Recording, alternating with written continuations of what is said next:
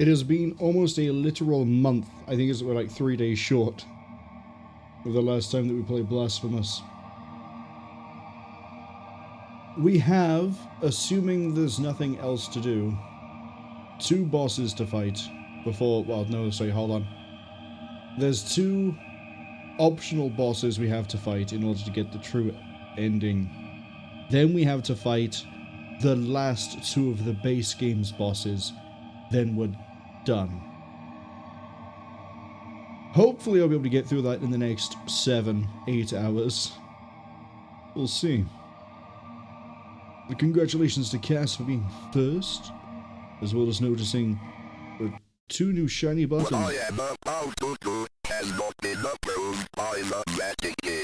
As well as noticing there are 2 new shiny buttons. One of which is that voice alert, the other one is a different one. From, I think it's a kind of obscure reference, but I think people might recognize it. I don't know. Give you a quick shout out. And now, they can't be used for the next 5 minutes. Let's go, kids. Thought you were hot. Guess what? You're not. This one? Yes. Longer playtime.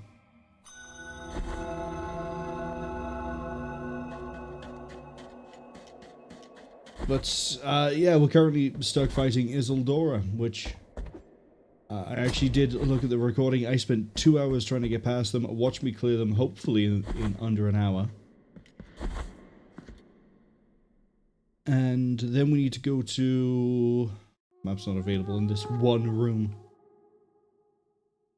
We need to go check out Mourning and Havoc, but there's also like an entryway to Mourning and Havoc.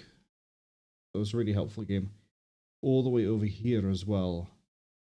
So what we'll probably do is check out the one that's down here first. Because there's a... Pretty sure that's a fast travel right there. It is. Fast travel right there. We can go straight to Mourning and Havoc and check that out. And then we can go to the other one and check that one out. I'm not sure if they're all like... if it's connected all the way through, or if it's 2 separate areas or what, but we'll see.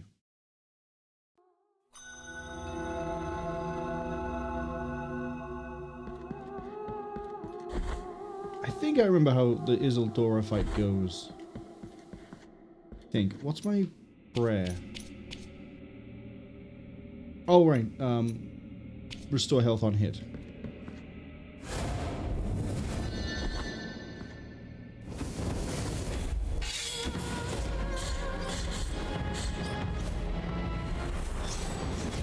It's gonna be really funny if I do take her out first time.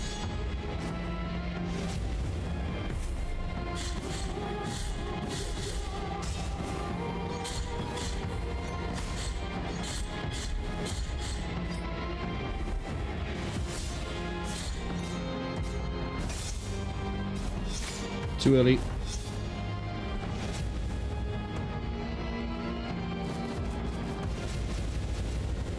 That's fine. This is one hell of a warm-up, but it's a warm-up regardless.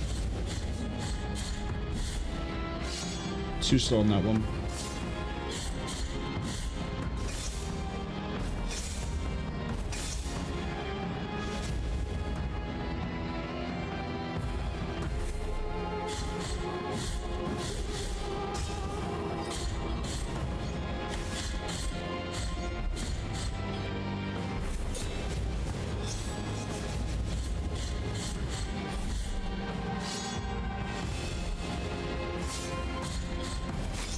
Oh, we went short on that one. That's fine, I'll take the death. I'll say, this is definitely a choice for a warm-up.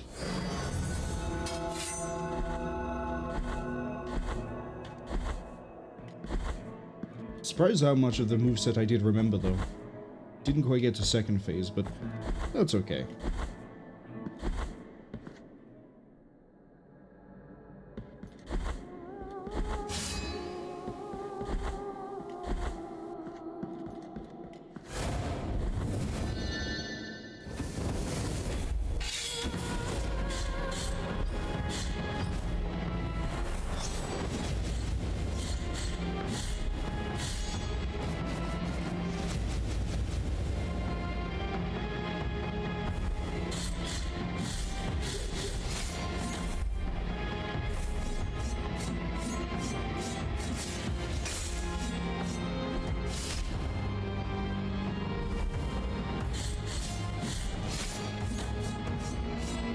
Getting a little bit greedy with trying to do that.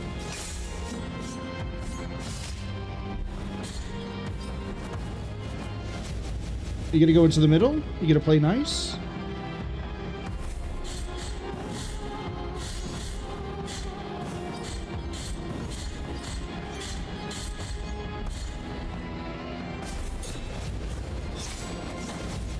To be fair, I should have jumped away from it, not towards her.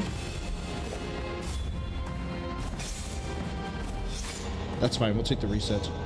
Fuchsia, hello! Welcome in. Hope you have a good weekend so far. Fuchsia says they don't remember this boss. That's because this is the free deal. I think it's the free. No, it's not. I think it's paid. It's the DLC bosses that lead into the second game. So if you beat the game before Wounds of Evertide, you would never have seen these bosses. I say bosses like we're fighting two. There's one here. There's another one we have to go fight down in, what was it called again? Mourning and Havoc. And then I think there's like another thing I have to do. And then we get like alternate versions of the second to last and the final boss. I think the final boss ends up with a third phase. But Isidora is notably a step up compared to everyone else. Makes me wonder what the other one's going to be like.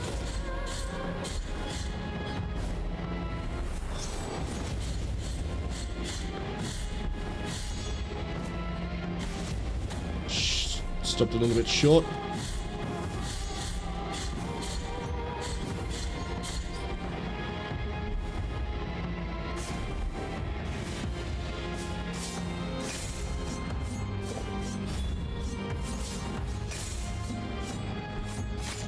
I slid attacked that. I know I did.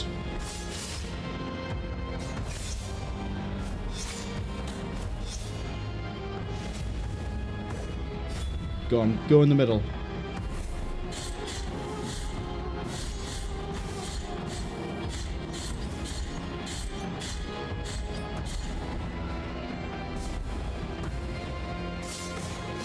Too early on that because I was worried about the fireball.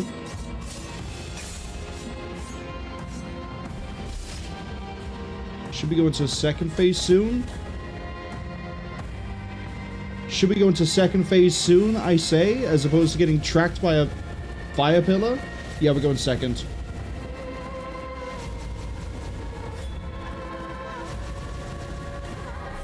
I took a step when I shouldn't have.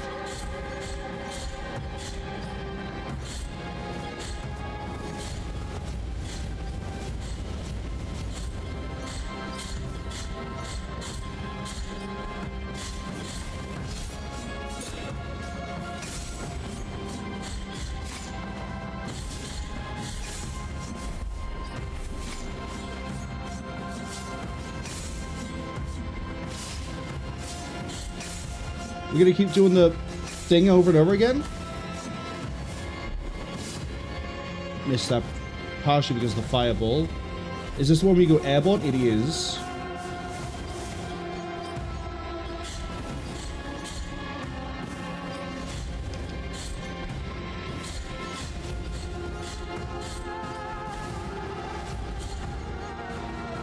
I'm not gonna make it.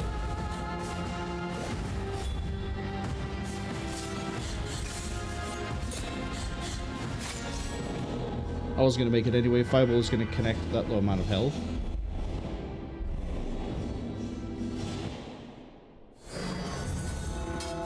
It's the... I think the fireballs are the main thing that messed me up because there's no way to deal with them. They hang around slightly too long. And then in second phase, they're constantly spawning, so dealing with that on top of whatever RNG moveset she's deciding to use is annoying. If you could at least dash through the fireballs, it wouldn't be too bad. But the fireballs don't care what you do.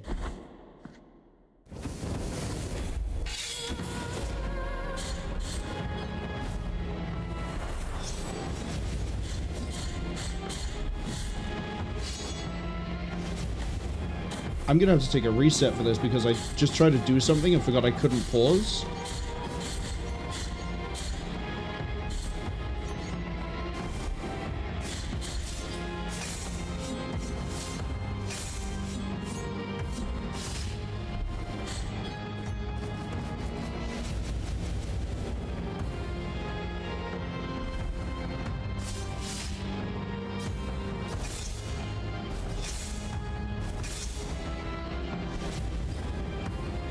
Go on, go in the middle, please. Oh, that's even better.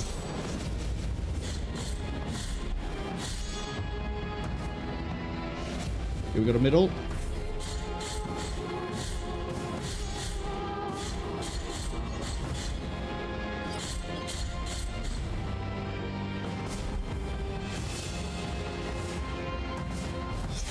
I, for some reason, thought she wasn't doing that attack, and I was watching it the whole time. And then I watched the fireball instead, and lo and behold... Okay, second phase. Too early.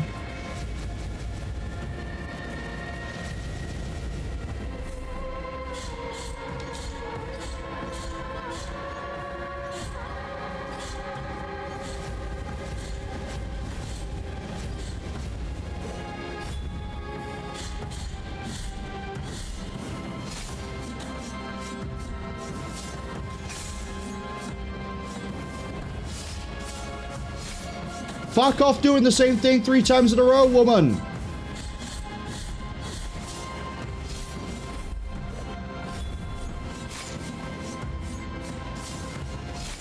I thought I was gonna... Oh, I was gonna get touched by the fireball anyway. It's... She doesn't normally do the same thing again and again in a row. I remember this for the 2 hours. But today it's like, no, I'm going to do the spin dash, and then I'm going to do the spin dash, and now I'm going to do the spin dash, which is the move I have the smallest window to hit her with. Do the scythe sweep, do the flaming scythe sweep, do the, even the one where you sit on the sides and do the charge up and charge. I can hit you with all of those. But doing the, oh, I'm going to turn into a Beyblade again and again is really boring.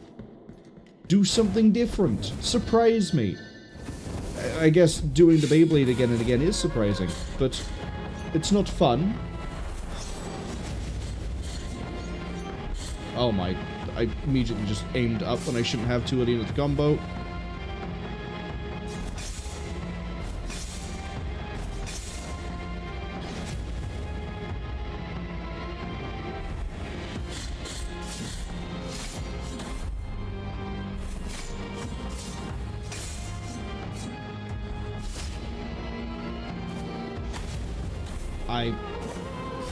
I'm just absolutely not trying at this point.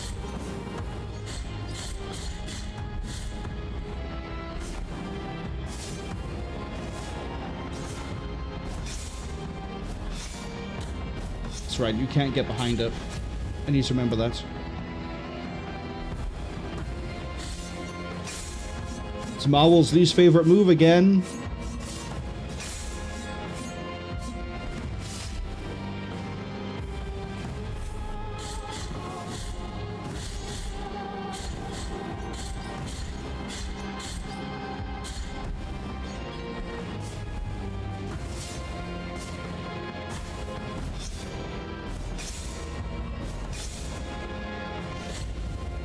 Okay, we can hit her a little bit into that fire pillar. That one, if I remember right, I can slide through it. But she doesn't whip that out enough for me to experiment. We'll just take the reset and see what happens. But, yeah, the... No fire scythe drag I can parry. Fire one, I think I slide. But if she keeps turning into that hot, popular item from the late 2000s Beyblade all the time, I'm not going to be able to check that move, am I? It's going to be also really funny if we do nail Isidora and then I go to the second boss and I play that one on the first try. I'm hoping that's going to be the case.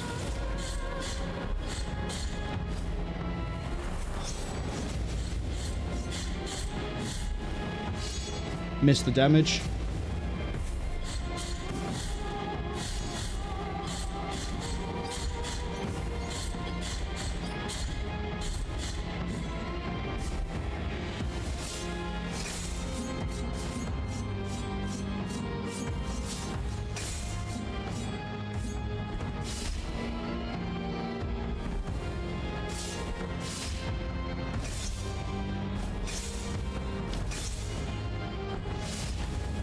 I mean, that was a bad idea, but I'll take it. I think she's just slightly too high to go into second phase. Yep.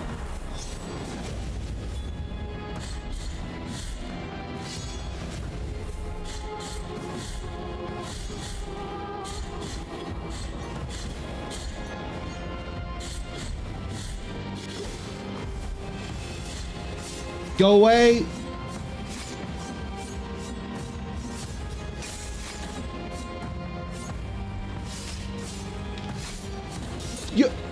You're below the second... What?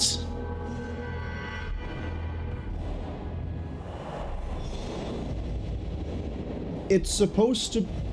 I say supposed to, like, I know this boss perfectly after fighting it for, like, 2.5 hours at this point. It's supposed to be that if you get her below the half-health threshold, or around the second phase threshold, she does one attack set, and then switches to second phase.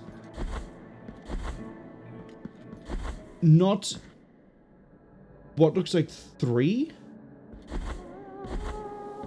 Although maybe it didn't count because we got her down while she was still in... I don't know. We'll win. We'll win through spite at this point.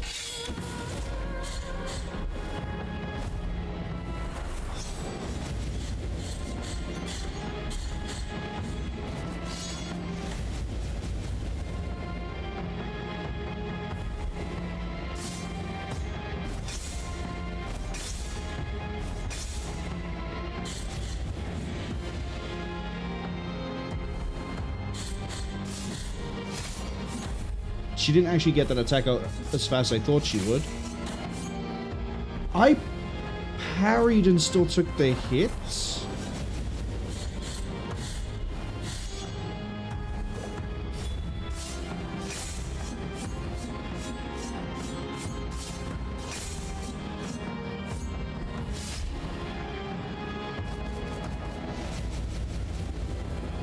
Middle? I'll take it.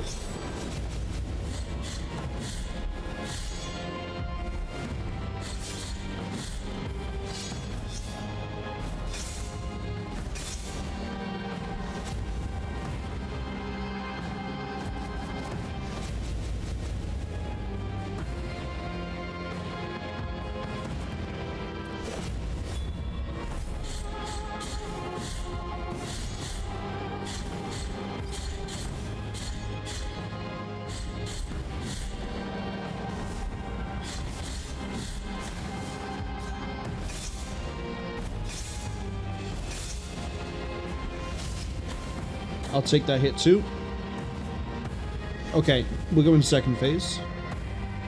I can full heal off of this, provided I don't get hit.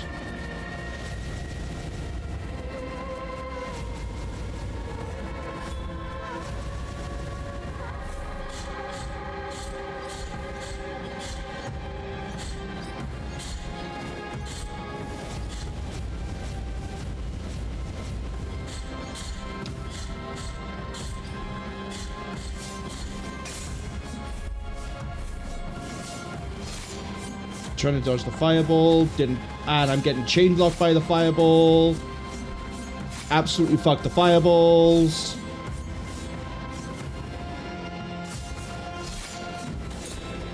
Just kill me.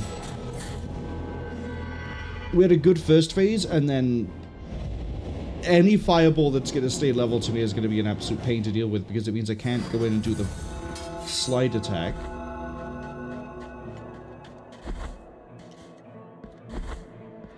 And if she's going to sit there and Beyblade that many times in a row, there's also no chance to, like, just get away from fireballs and not have to worry too much.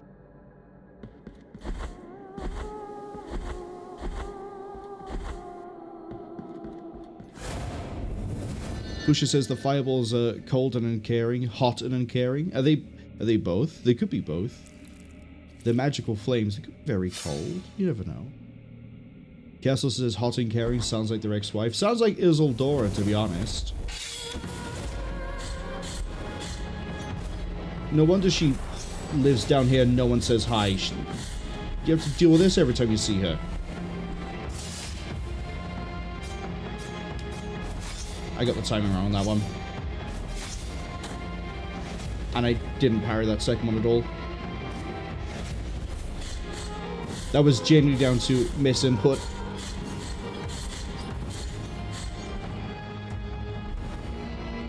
Go away! See, the fireballs just last like a second too long.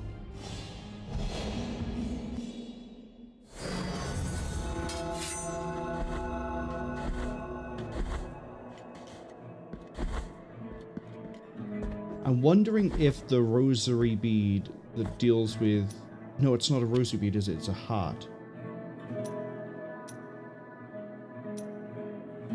Parry, that's tears.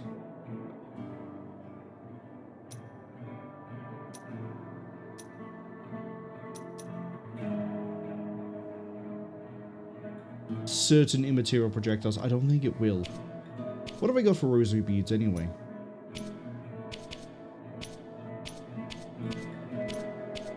Why have I gone blind? There we go. Dodge cooldown, dodge distance. Strength with no bile flask because of the heart we have.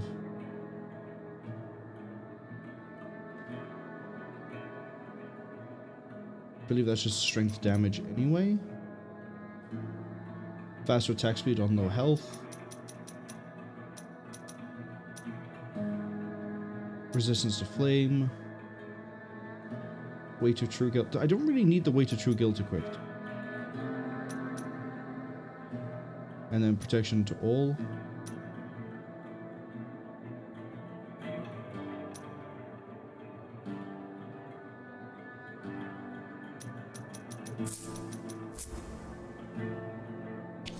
See if that helps reduce the damage from the fireball.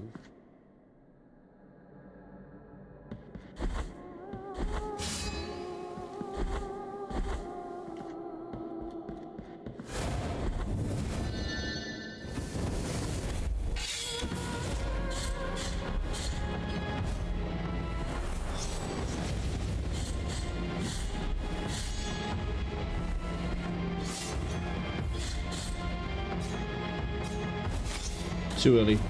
I love how I had the timings down earlier, now I just don't.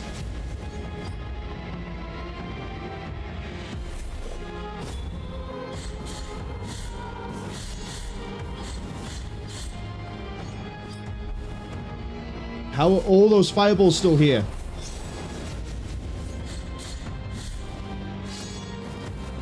Uh-oh.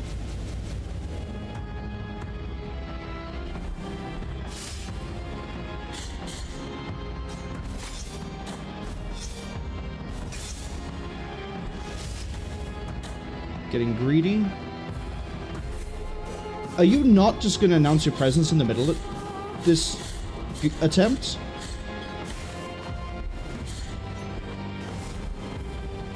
Oh no, we're doing this again. That's the parry one.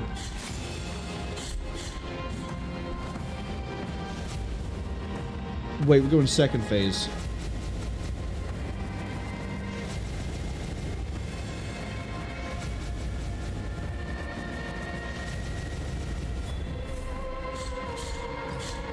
I don't think I can get a full heal off of this.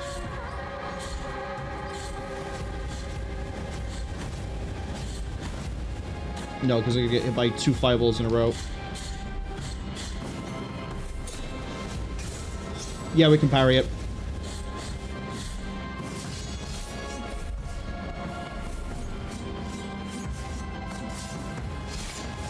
Thought I parried that one. We're basically dead.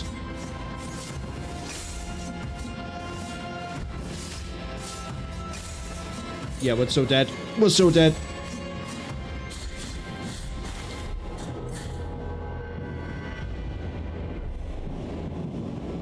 I might actually need to swap the heart out so we can have the one that I can heal from. Because I think this might be the only boss we can't defeat with the no bile flasks. Because the healing off of the prayer is good, I just don't have a lot of chances to maximize it if she's not playing ball.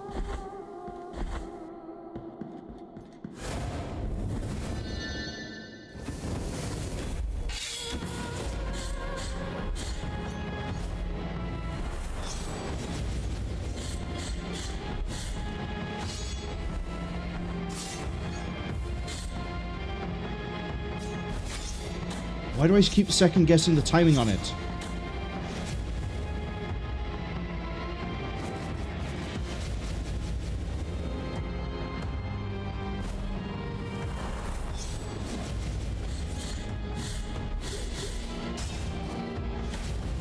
Shouldn't have stepped.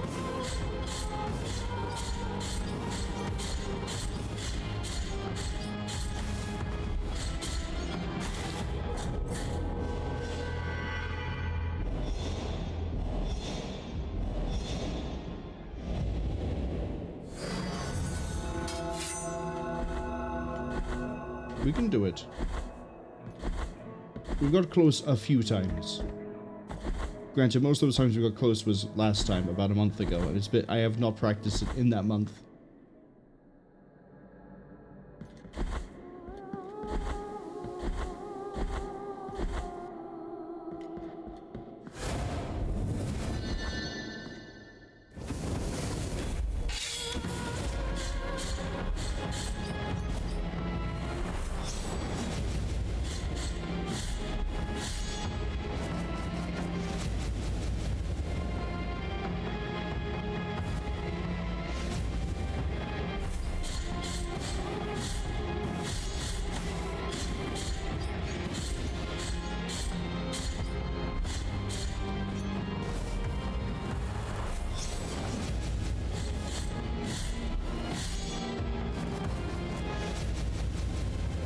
Go middle.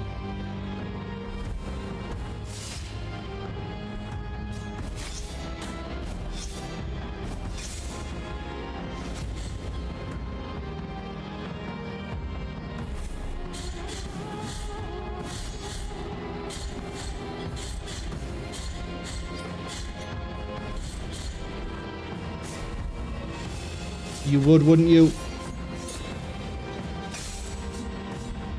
Wait. Yeah, I need to remember that I can't slide in straight away off of that one. Isidora, why are you being so generous?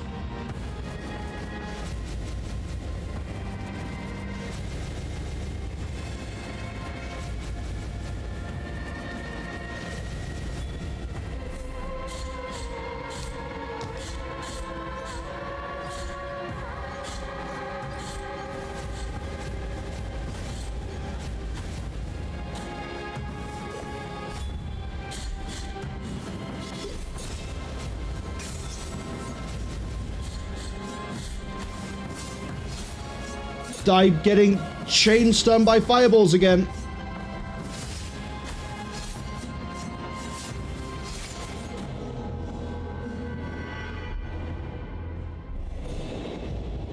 It was going fine until the, what was that, 3 hits in a row from the fireball? If you get hit by one, you don't have a lot of time to try and react to the next one coming in, and then it could just spiral so fast. I think we got it down to 2 bars on that one, or close to it. So if we didn't get caught by the fireball and then the others, I might just have to play it really, really safe on phase 2. Especially if we get a good start like we did.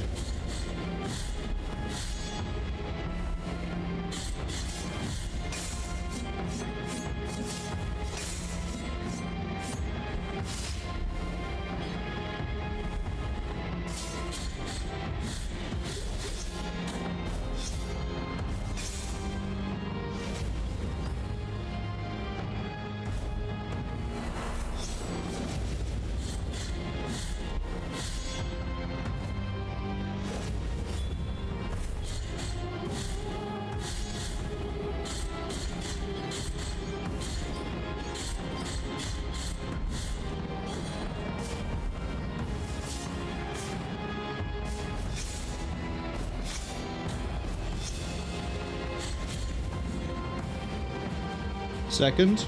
Yeah.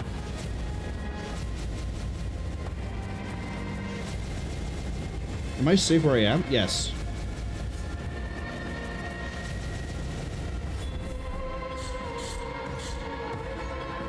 I was hoping I'd be able to get the double impulse off of there. Okay.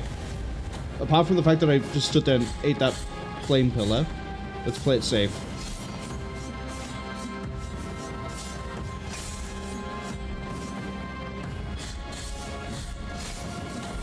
Play it safe, Marwol says, and then get hit by that and then not watch that.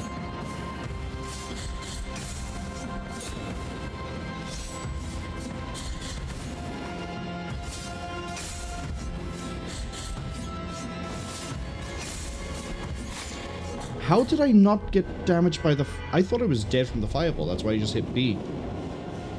Because that's the button I normally hit to get out of the death screen.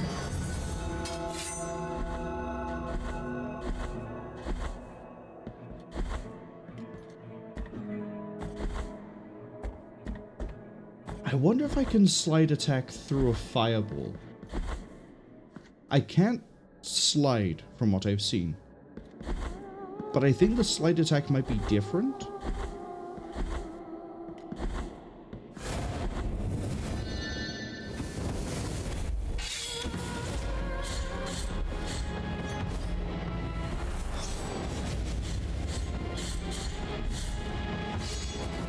That's not worth it. It's better to go for the 4-hit.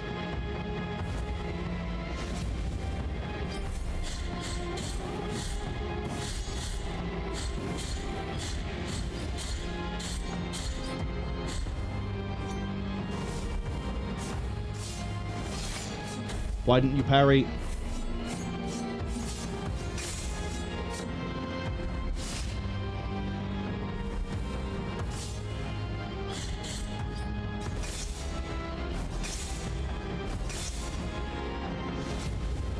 No, we're going to reach her in time.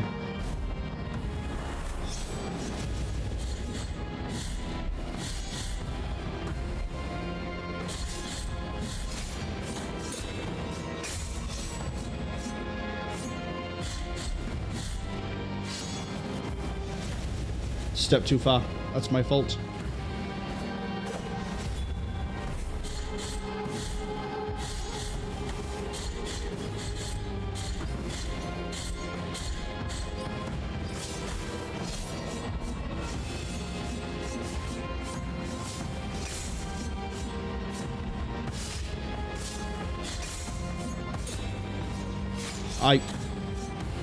I'll take that, actually. I've just seen how low health is. Oh, and you're gonna give me this one too?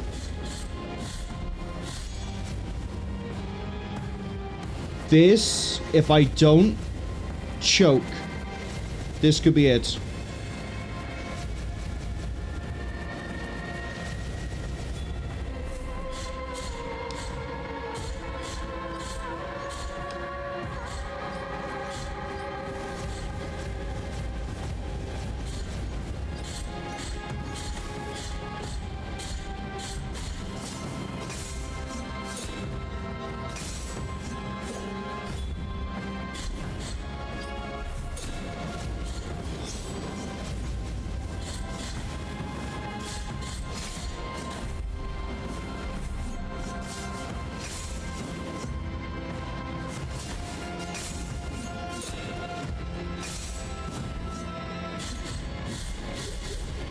Don't choke. Oh, we got it. This one's relatively easy. I just have to hit her a few times with an up attack. That's it. That's all I gotta do.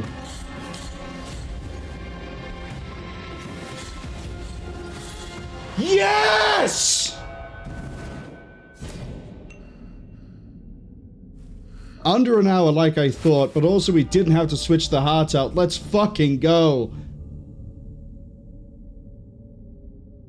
I will also admit completely that was luck. If she wasn't so nice and generous about not switching to phase 2, but giving me those 2 really nice first phase, like, attacks to punish. Oh. I think we would have been here for a while, otherwise. On the whole, again, I think she is, in concept, a great boss. I think those fireballs just needed a bit more work. Make them last less than a second, or something. They're just... something about them is just too much. Herself, her moveset, it's great. Just, the fireballs are such a pain. Keta, hello! Welcome in. You just caught me at the end of Torment, basically.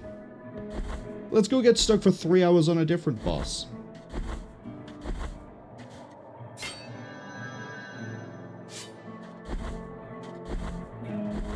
I'm also fully aware that my health being as low as it was is part of the reason we managed to get through that, because I'm pretty sure that's when the attack speed kicks in, and that let me get away with getting greedy.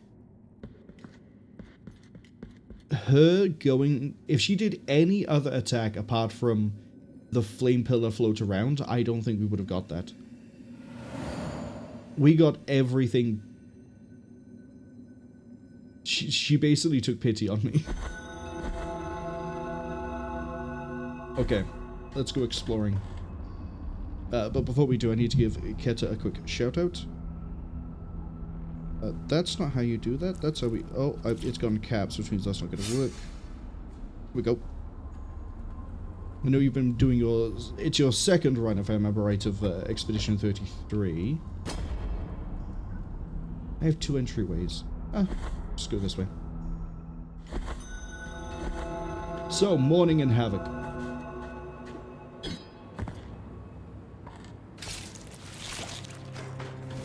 Oh boy.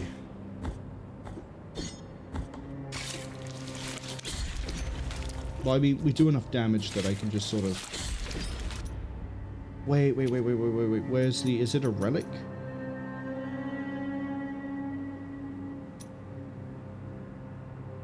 Yes.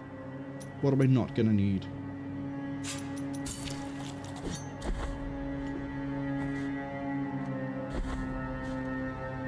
Keta says I don't have to. They barely stream once a month. That's fine. You're a friend and I know you stream, so you get a shout out. Oh, are the enemies infinite? They might be.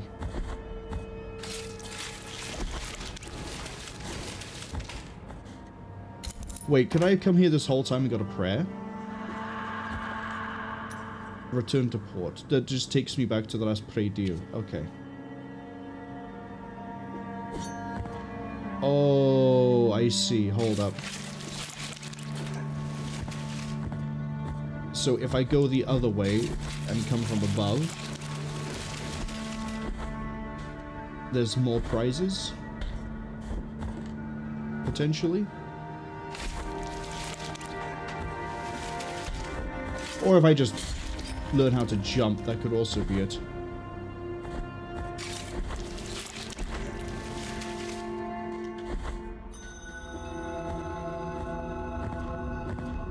Marwol has now forgotten how to play the platformer part of the platform action game.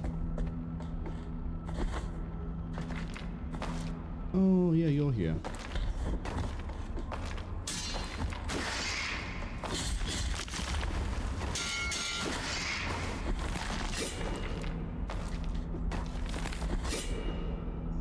Yeah.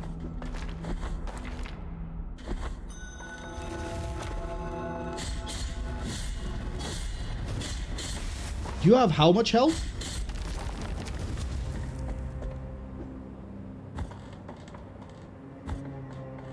Okay, that's actually kind of spooky.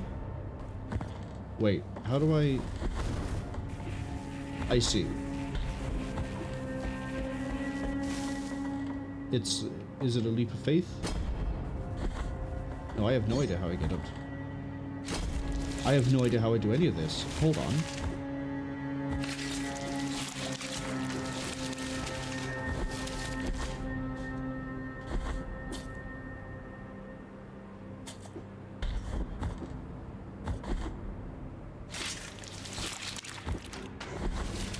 First off, I'm stunned by the fact that there's an enemy here that isn't killed in a regular 4-hit combo.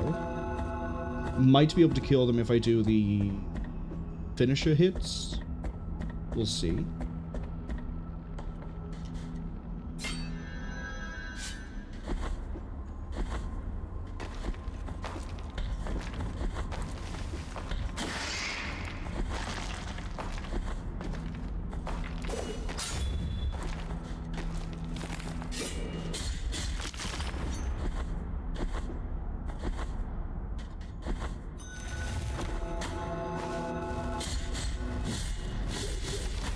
Finisher hits. So how do I then get to the one in the... Oh, let's not fall all the way down.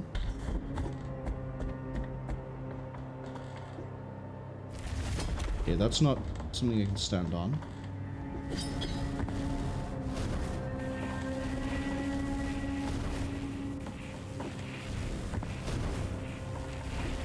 Maybe I do have to go over here? No, because then how'd you get up?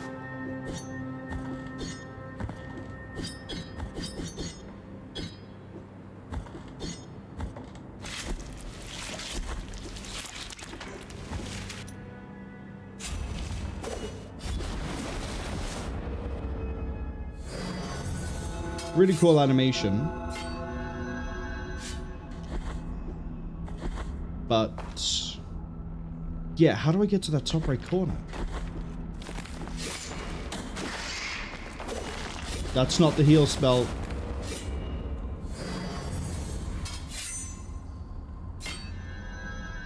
That's gonna be something we change pretty quick.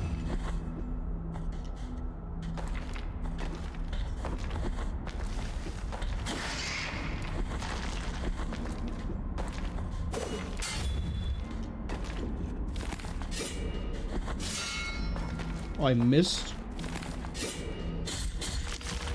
I don't think so.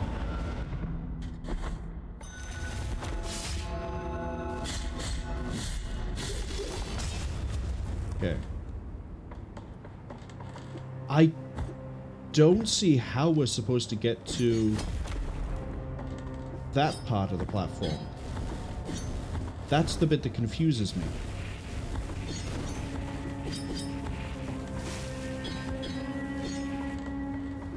I get that we can hang off the side here.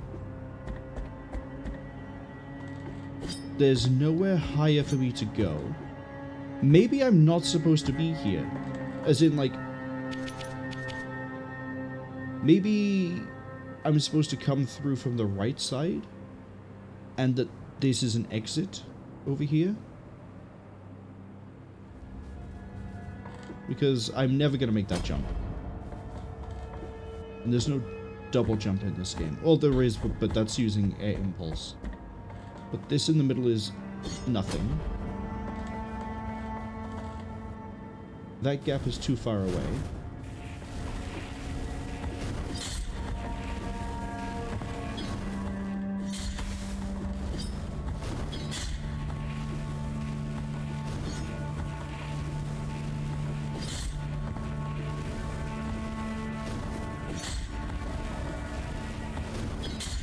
I'm just gonna kill her out of spite at this point.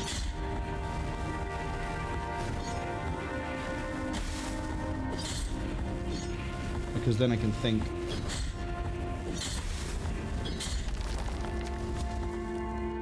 Killing her does nothing.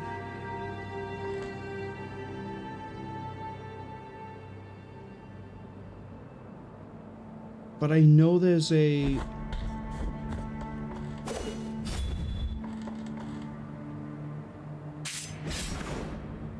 I know there's a thing over there. That's the other thing.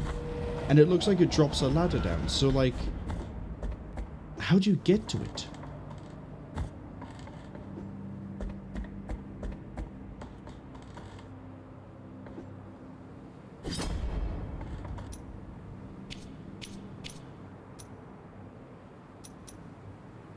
Miasma. Roots? Is it somehow the gnarled tongue? Because normally there's like a bundle of, well, roots. Nothing like that here. Oh, what if I can cheese it? Hold up. What if I can use a prayer? Where's...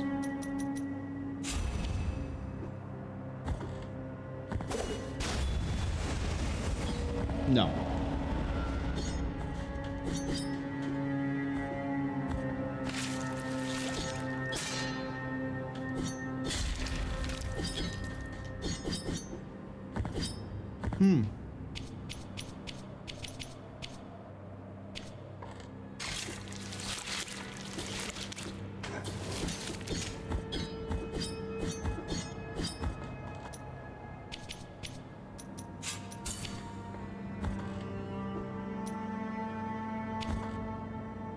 It can't be fall down. Right? No.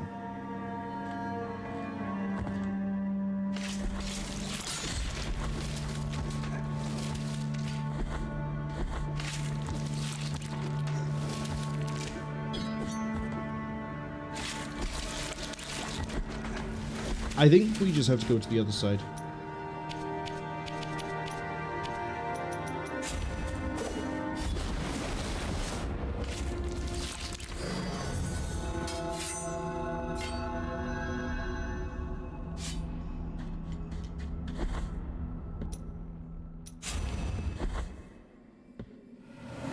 I think it is an exit.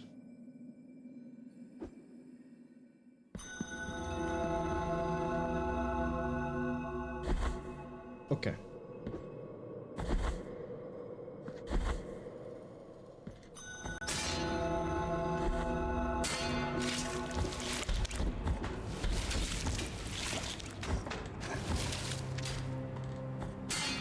Oh, unless you have to do something weird like damage boost off of the attack.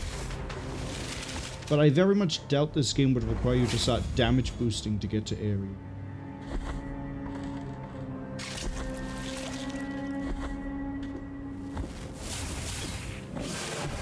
Oh, we have a new type of you.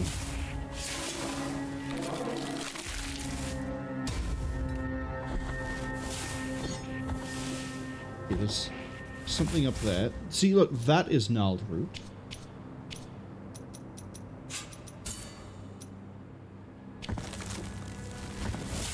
Yeah.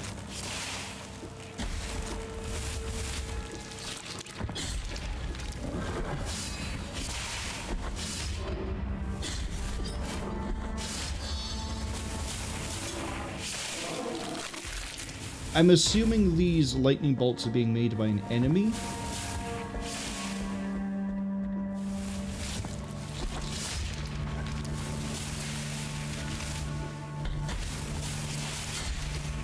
They appear pretty quick.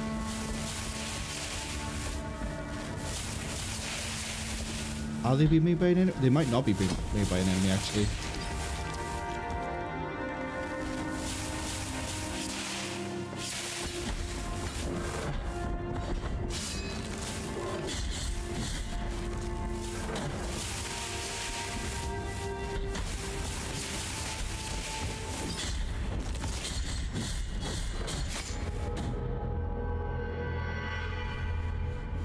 So they're pretty tanky.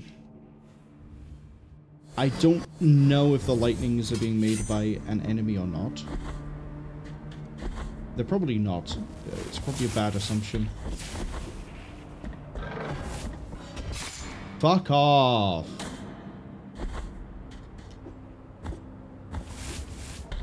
Probably gonna be like the running theme of this DLC is me just saying that.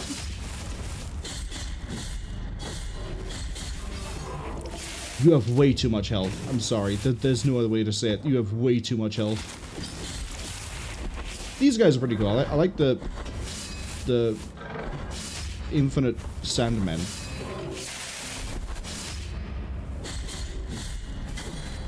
Okay, sometimes you guys go down in one charge attack. Sometimes you go down in like way too many hits.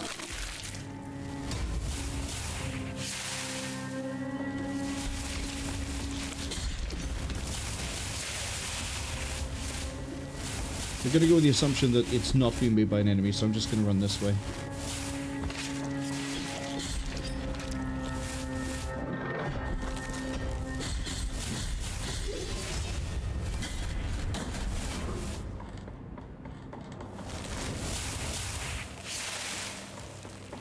Haha! I don't know how to deal with the enemy if they're stood on a platform I can get rid of. Oh, a new prayer. No, it's Light of the Lady of the Lamp. Increases all defenses when the flasks are empty. Yes, please.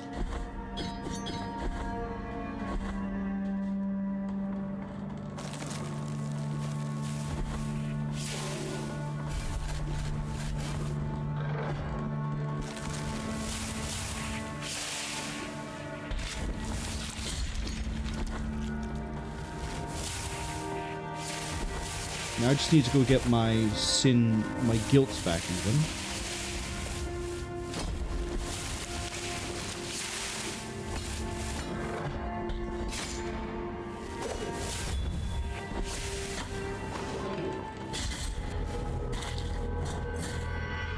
Maybe don't stand inside of the enemy this time, Marwol. That might be a good idea.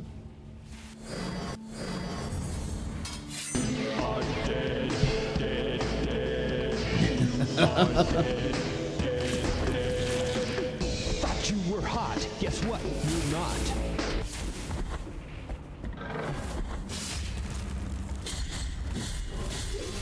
Yeah, those guys...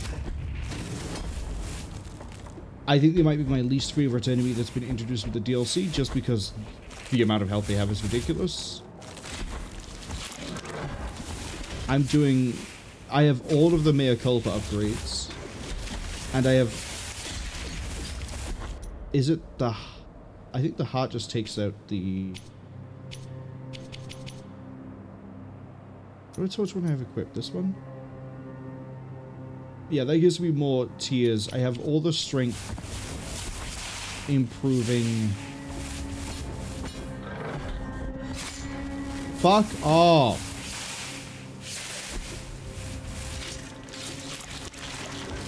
I have all the strength improving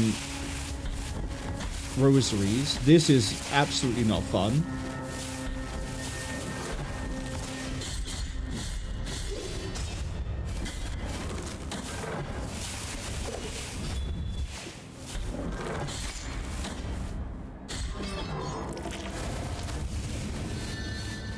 Guilt is recovered at least. But yeah, like, there's no other way to deal more damage, and those guys aren't going down in a consistent number of hits. Which is worrying and concerning. At least I know you guys go down pretty quick. At least when I don't mess up the combo. Can I get you to come back so I can heal? Please? No, I need to use Pray Dio. Oh, I wonder if I can cheese this. Nope. Which means...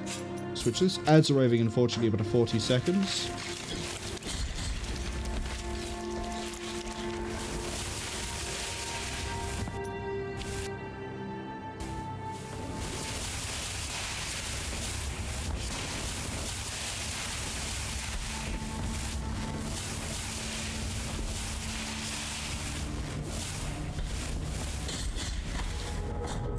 That was on me. I knew I took too long to get to her.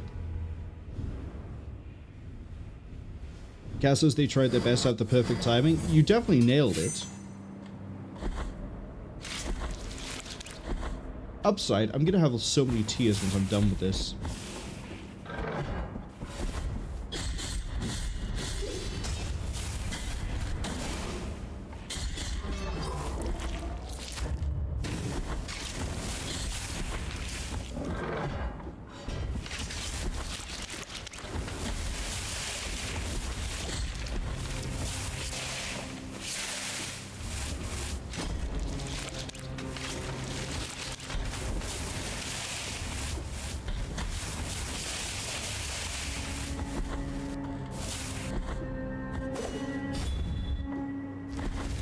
There she is.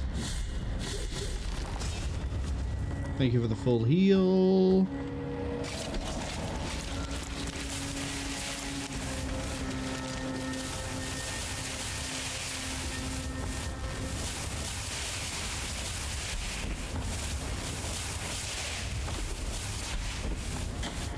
Oops.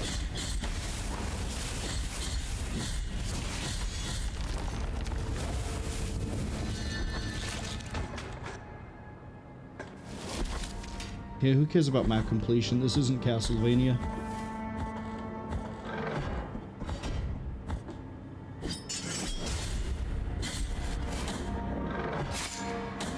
I'm just gonna get bullied by this one guy because I'm stuck in a corner. He won't move.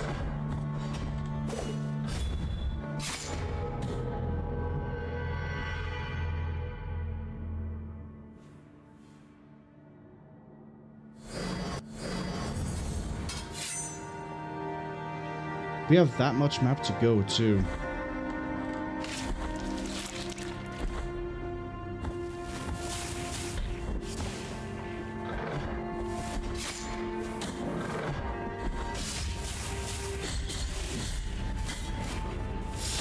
Can you decide how much health you have, please?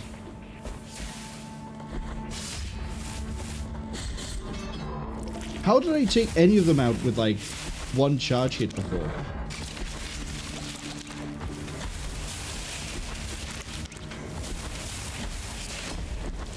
I'm rushing through this because I know I can heal off of the first masthead, I'm going to call her.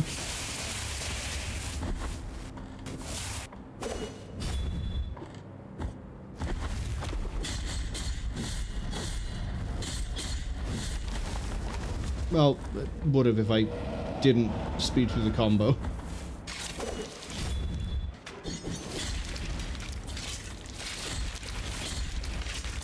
Huh. I don't get to heal off of those guys, though.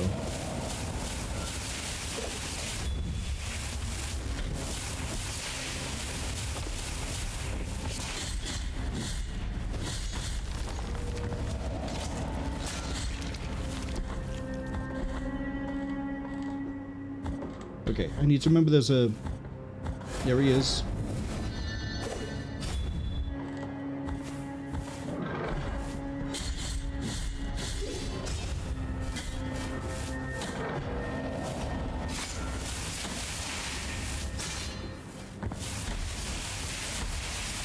Wait, why is this so difficult to get up? It just gets me back to there.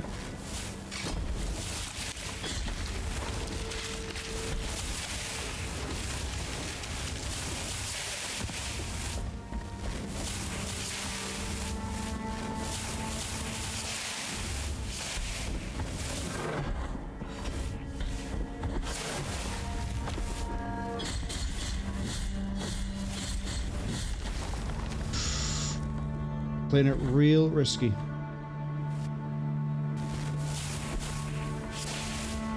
Got a null branch by there.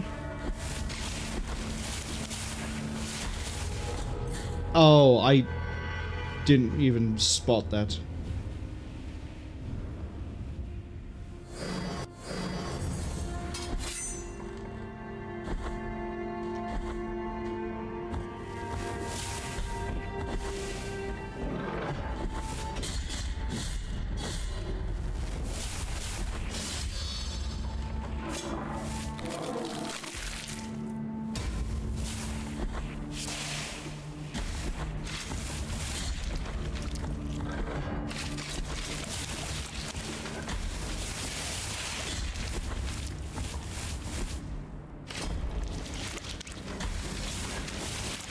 Is fine.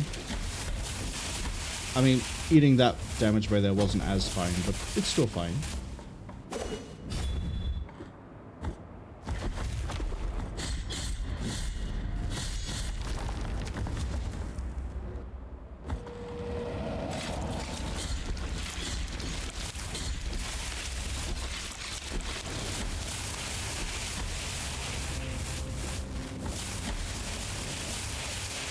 Okay, it's a little bit unfair that you take damage when the ball appears, not when it does the little lightning arc thing.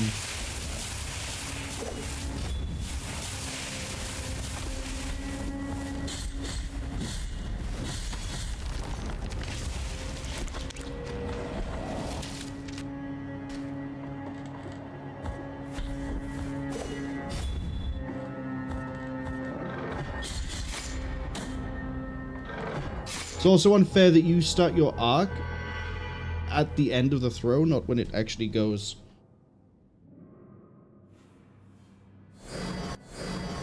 But then, throwing enemies in this game have always been a case of being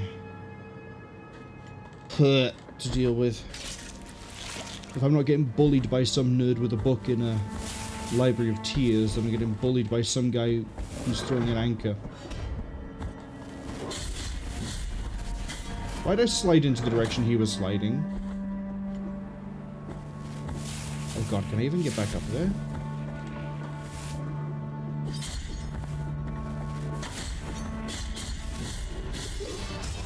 Yes.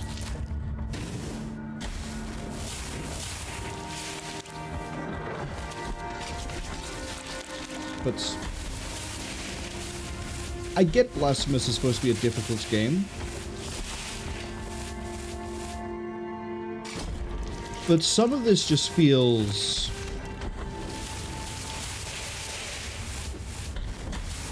How do I say it? It feels like it's been made this way as to be like, haha, look, this is for the people who are really good at Blasphemous. Normal people can't do it. It's like, well, yes, but it also needs to be balanced correctly as well. You can't just make it difficult just to be like, oh, look how tough it is, isn't it difficult? Make it fucking balanced as well. Having enemies that... I don't mind that enemy being as tanky as she is, because it's that. These guys are fine as well, because, you know, they're just high-speed mudmen. But the anchor throwers are just tanky for no reason.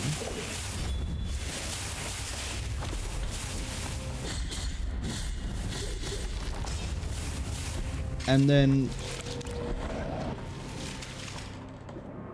the area's kind of cool, but it's just... Someone has to always ruin it, don't they? Guess it's difficult for the sake of it. Yeah, that's kind of what it feels like. You know, the rest of the game, apart from Library of Negated Tears, but that always gives me trouble. Oh, sorry, Negated Words. That gives me trouble because it requires patience to get through, and the rest of the game doesn't. So I'm used to playing it one way, and then it's like, nope, you need to change it up a bit here, and then we got through it anyway. This, though, feels more a case of... What was it? That the Wii Chat? Wii Place? The weird community thing that used to exist for the Nintendo Wii. Uh-oh. See this, for example, right? I get rolled into the corner, I stand up, I take an immediate hit because the little fucko won't roll away like he should. And because it's... For some reason, this whole area feels like it's been coded to be like a, oh, this is a after you beat Chrisanta sort of area. It's just...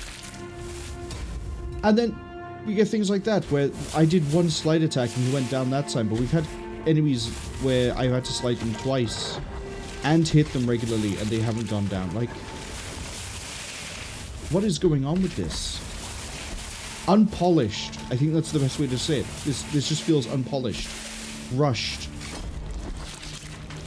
Look at Isidora. Great boss concept, great moveset. Fireballs absolutely ruin it. Because they're slightly too much. I'm actually going to use you for a heal. This is just, again, a cool area. I like having to, as bad as I am at it, time to get past the lightning balls, but the lightning balls damaging you when they appear is a bit unfair, because if you're moving at a regular speed, you won't be able to tell when they appear, or where they're supposed to appear, or which way they arc the lightning. Or you just rush it like I did there.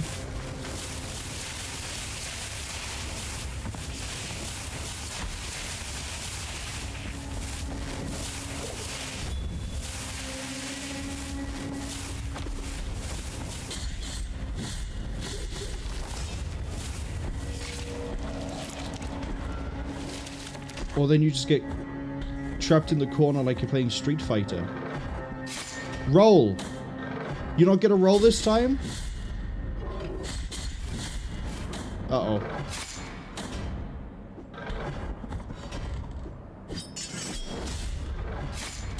I'm dead.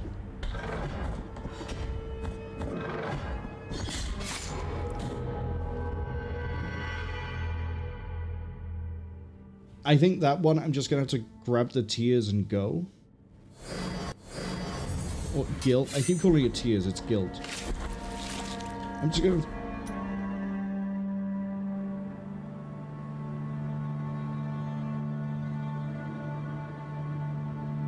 Yeah, I'm just going to grab the thing and go. Like, if we were fighting the regular spear-throwing versions of these guys, they would roll away every time they got near me. That guy rolled away when he got near me. But that one there traps you in a corner and basically hits you twice. Maybe 3 times if you get unlucky with dodging the anchor. It's... Anyway, what was I saying? The Wii place. There was the one guy who was like, this Sonic game is bad because you hold right here and then you bounce into this and it bounces you into an instant death trap. And someone, well that's put there by the designers to be a trap to make you not hold right.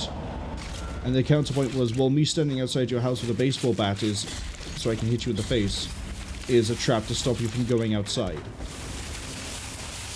This kind of feels like it's a baseball bat outside to stop me from going outside. It's just why?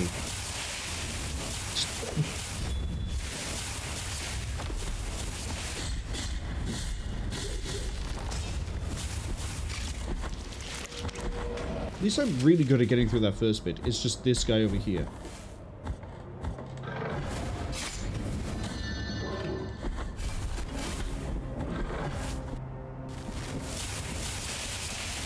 And he could just throw that straight across.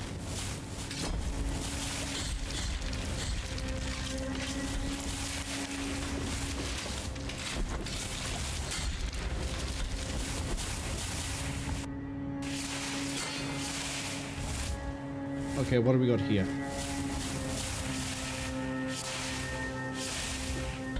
Bit of a weird triangle. Another one of you.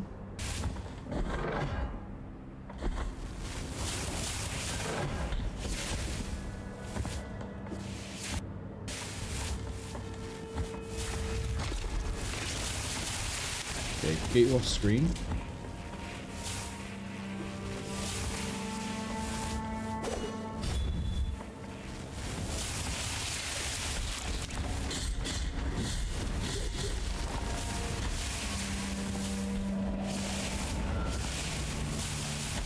My guilt is by there, but I'm just gonna go here, see what's in here.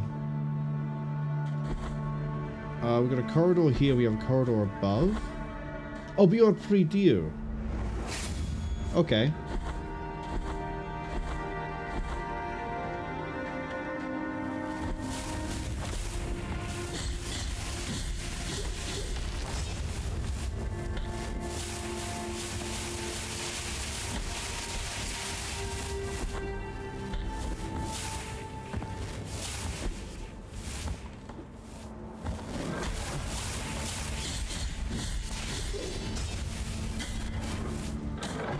I was about to say, if you knock me off the screen, I'm not going to be impressed.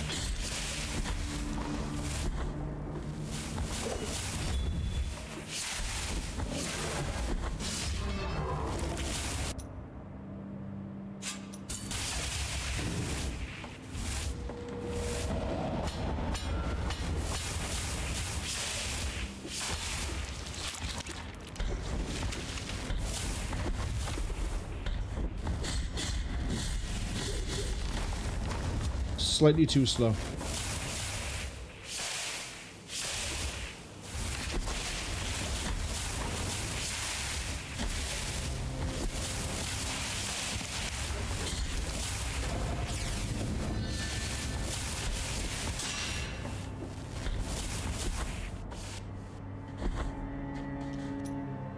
You know what? It's been a while since we've listened to a dead body. So the gold and the black waters between the sea trembles when she is close at hand. Probably referring to the boss. Apologies. Wait, is that the boss? The boss isn't next to the boss is a giant snake. Oh yeah, right, because that's what's in the promo material. That's fine. I kind of don't want to fight you yet. I want to keep exploring.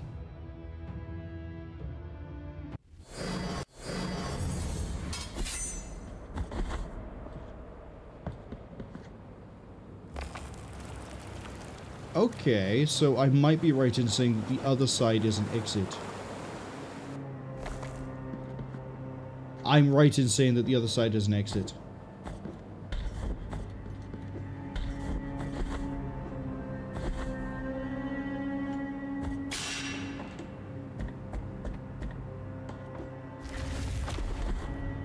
I guess it's a shortcut to from... whatever. Let's listen to another dead person.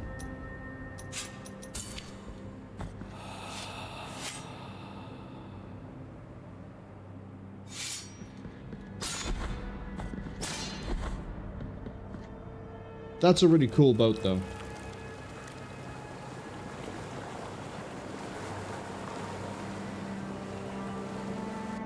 Well, let's go fight a serpent.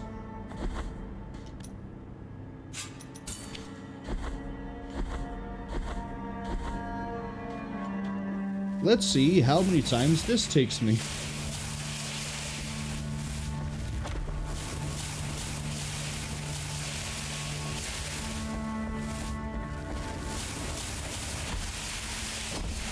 Thought I might have been a bit too high.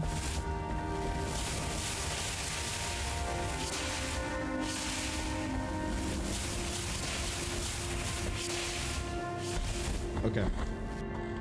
So I know how to get back that way.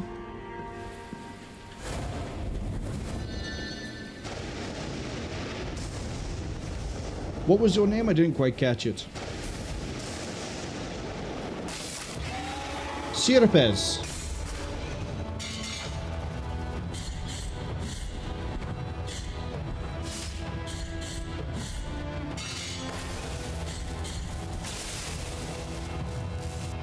Okay, I can kind of see what your pattern is.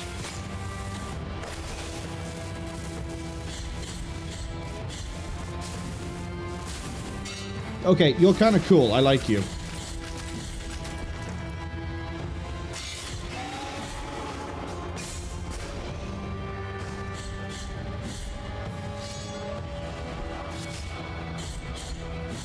I just realized you have a fuck ton of health.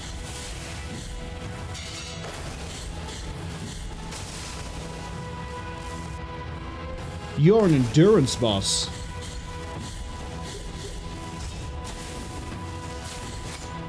Okay. Don't stand so close I can get bit by the jaws. Got it.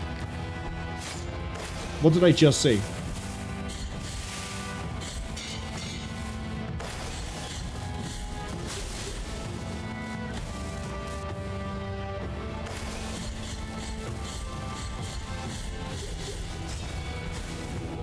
I think we can take her. I assume it's a her. Maybe it's a him. Maybe it's an it. But, yeah, if that's the attack pattern for phase 1, I think we can definitely get through it. Why'd I'm so used to the Praedio being right next to the boss. It's not. There's probably something in, like, phase 2 that's gonna catch me out. Whereby here we can go straight up.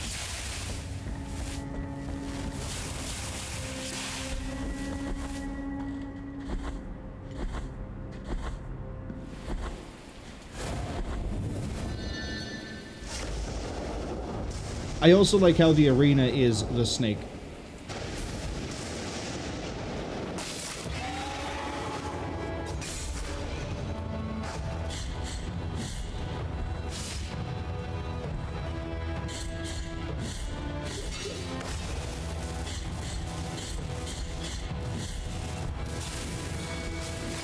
Up. Don't sight it.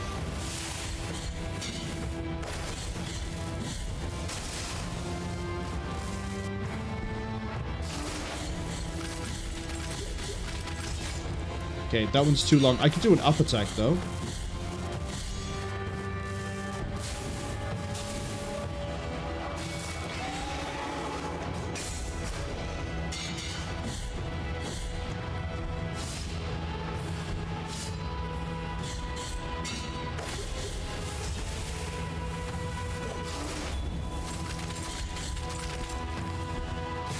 Not if I keep doing things like that, though.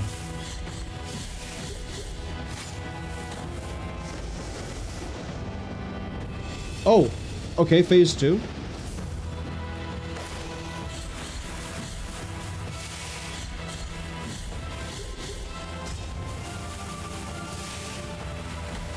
Okay.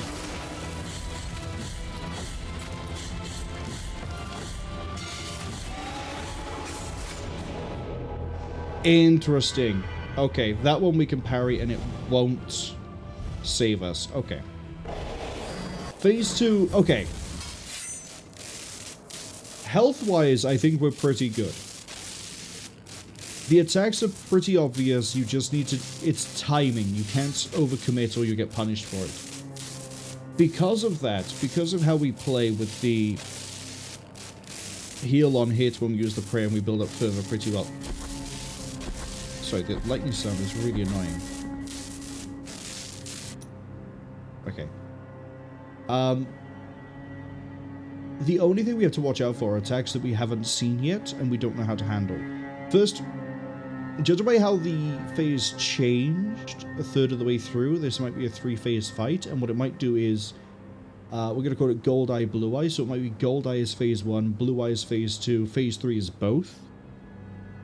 Blue Eye looks like I can punish her a lot. Because it's just sort of position yourself right, and if the lightning is going to hit you, you can just go to town. So we can probably get a lot of good healing in. It's just dealing with the rest of the attack strings.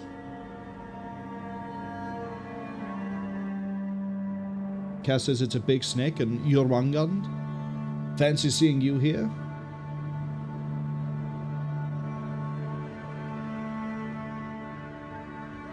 I don't know if Jormungand... No, it fits Jormungand, doesn't it? It's a giant snake. The other thing I was going to say is I don't think they have 2 heads, but it's been such a long time since I've actually looked into that sort of a... Oh, we're going to take damage. We're not going to take damage.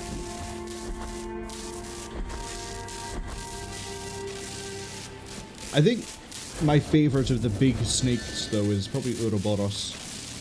Just because I love the idea that it gets so big that it's like, I've got nothing else to do, I might as well eat myself.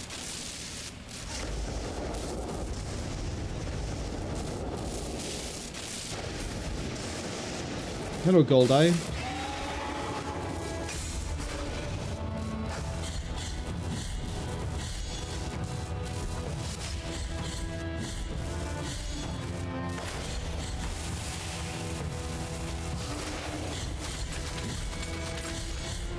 Yeah, we could just rise up out of that.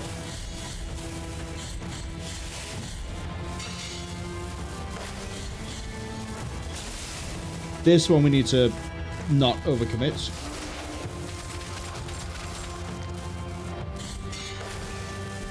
Oh, it's this one.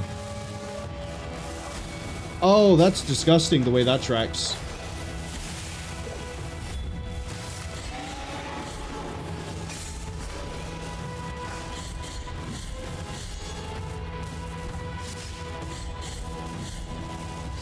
Yeah, see?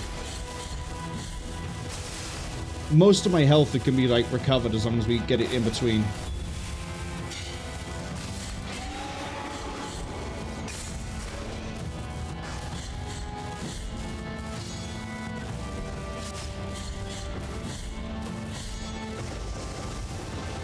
Okay. Phase 2. Oh, interesting. It's not guaranteed to switch the head.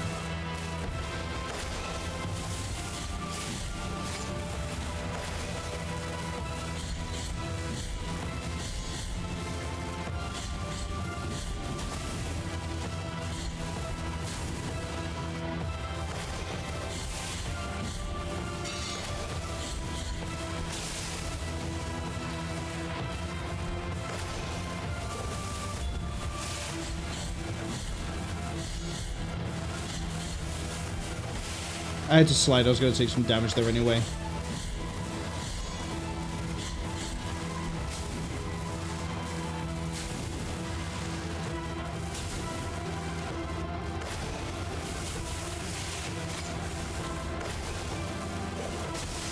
I'm trying to get the prayer to fire off.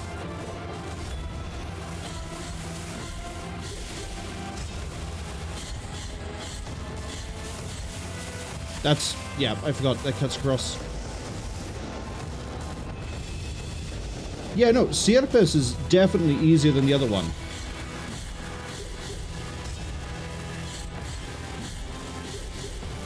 I'm kind of upset that it's not going to be both heads.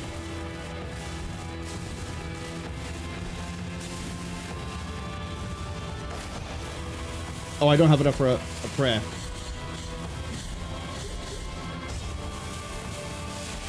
That's my fault.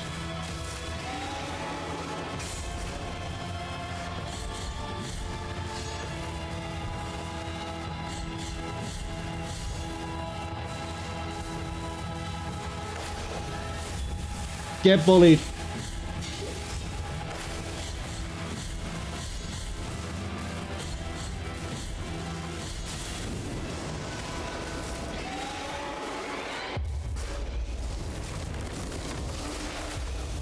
I like Sierpes. I kind of wish it was like I thought it would be, where it switches the heads and then at the last one it's both.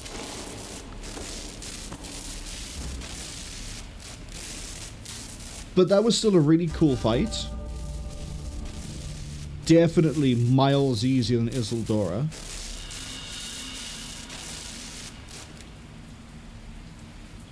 Oh, that's actually not a bad skin.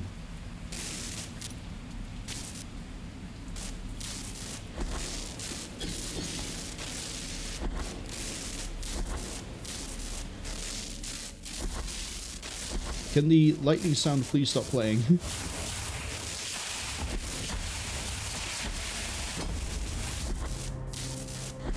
Let's get out of here.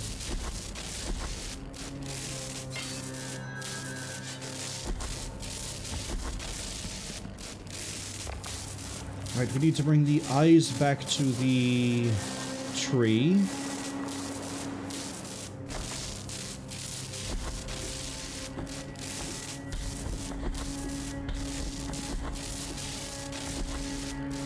I should also probably mention the skins. So, this entire playthrough I've been wearing what I thought was the skin for getting the best ending of the original game, on the base game.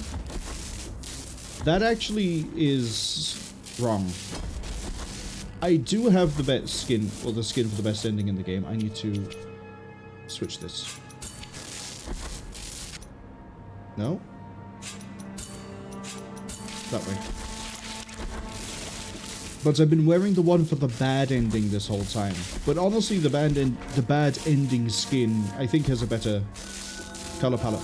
Oh no, the sound of the game is glitched. I'm gonna hope this gets fixed when we go to...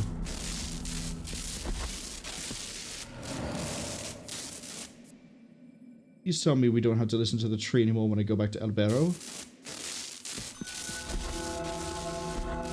Okay, time for me to go hit a save point and restart. There'll always be a bit of Sierpes with us. But this does still point to the fact that this thing being unpolished.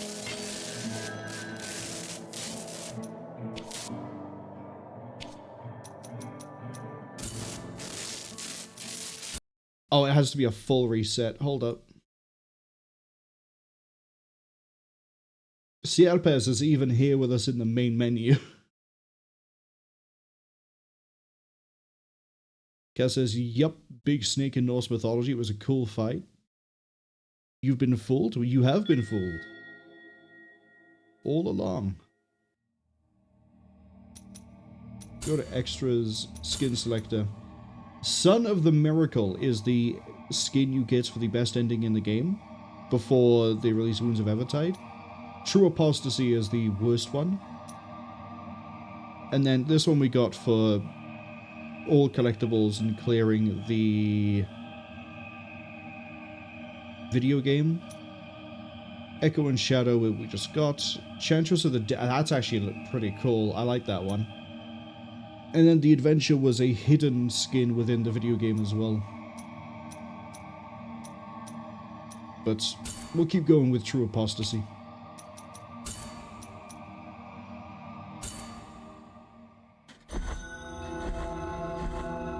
The next thing I want to do is donate all of my tears, because I have no other... I guess if we get 2,000 more, I can improve my thing.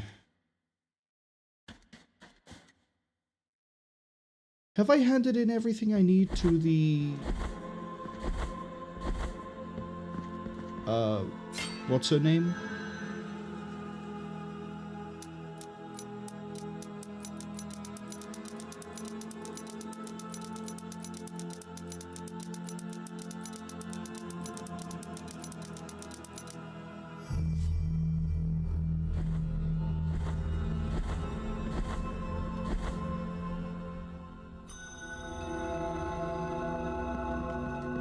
Look how decadent this place is now.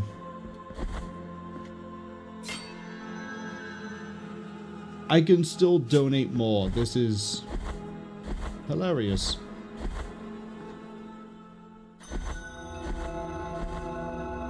Right.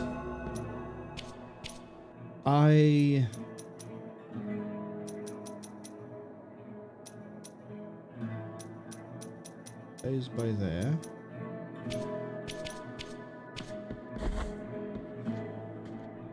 Where's the tree? Right, it's... there.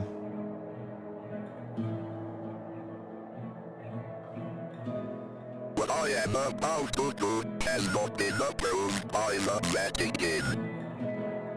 Given that the Vatican in this game has buried this supposed traitor beneath the rest of the cathedral, I think that's absolutely correct. What I'm about to do has not been approved.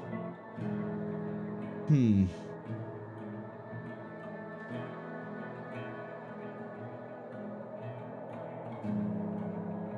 kind of feel like I want to go here again.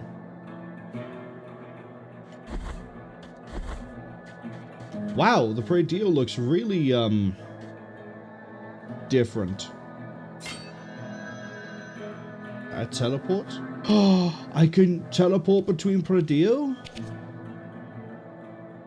Huge.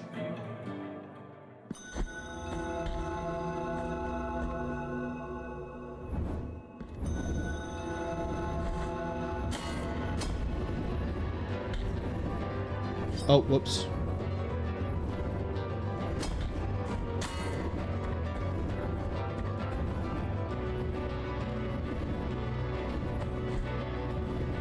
I slid there because I thought I was going to get hit. Game, please detect when I hit up on my analog stick.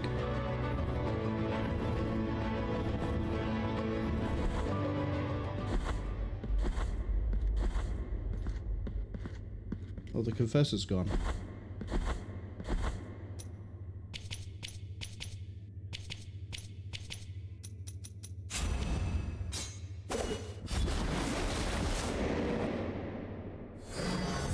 You don't know how huge it is that I can now just quick travel across places. Has this started the quest?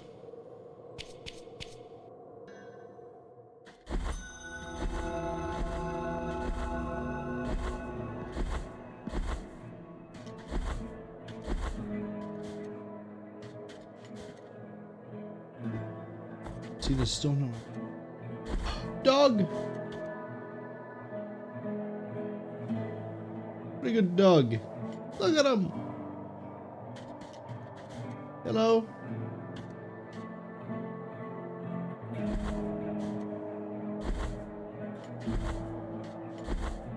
There goes the dog. Wait, this means it's even easier for me to get to where I need to be. I don't have to walk anywhere.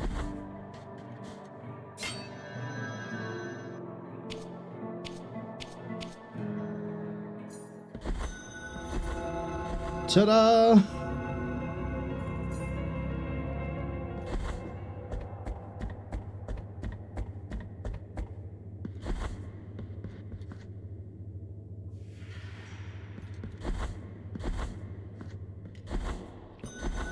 Hello, I have your eyes.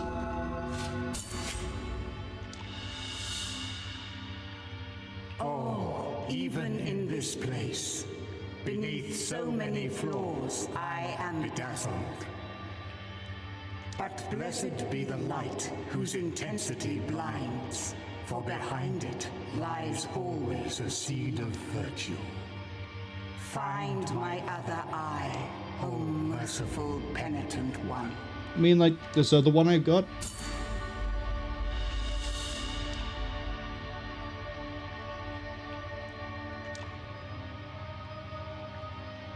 You have found my eyes.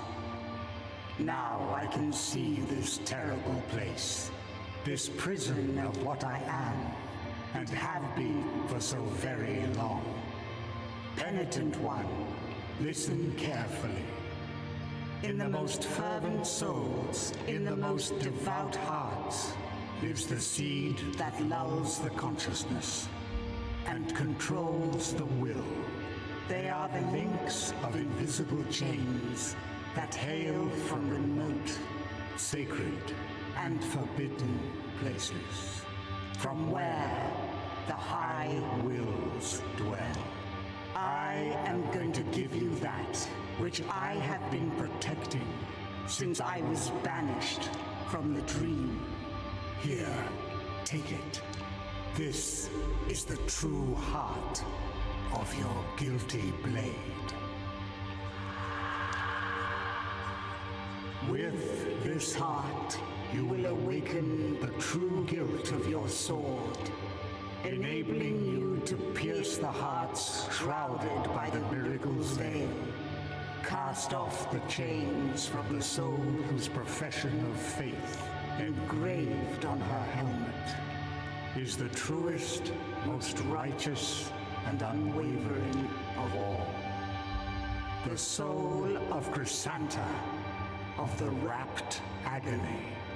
And in this way, you will inflict the greatest of all wounds upon her. The wound to the soul.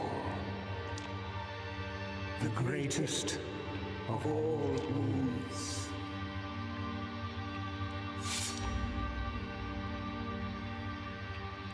I guess I have a new heart.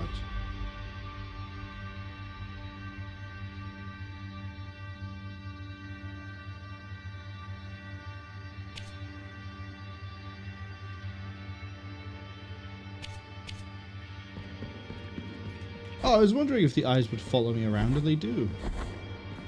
With cast off the soul and in this great... So I need to equip the heart before fighting Chrisanta. But before we do that, I want to go check in with... Oh, I cannot remember his name. The brother of Perpetua.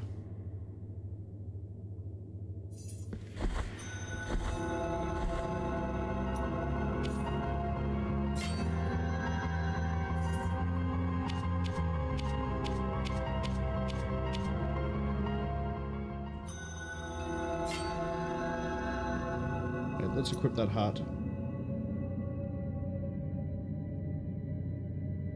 Oh, once I equip this, we can't go back. Yeah, go for it.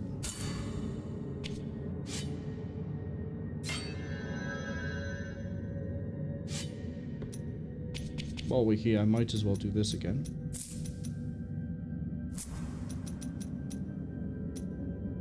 Yeah, I don't need fire anymore.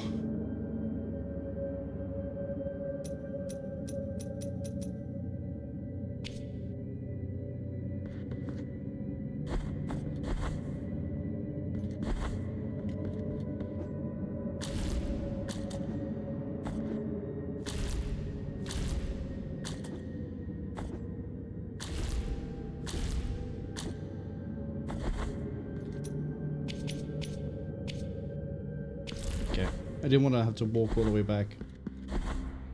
Is there anything different here? Head for the library of the... No. So I guess really it is go fight Chrisanta.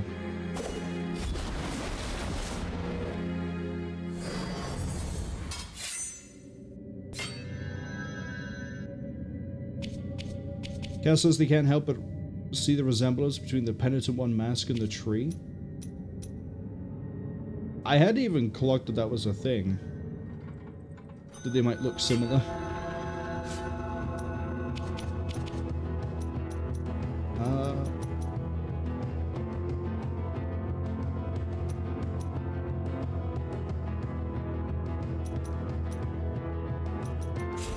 Give me that one. Since we can heal now. I wonder if my Mea Culpa does more damage?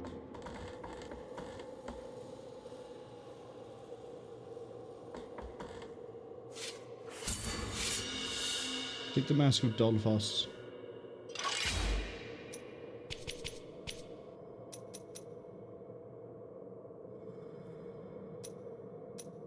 Oh no, hold up. There is a small side quest I need to do.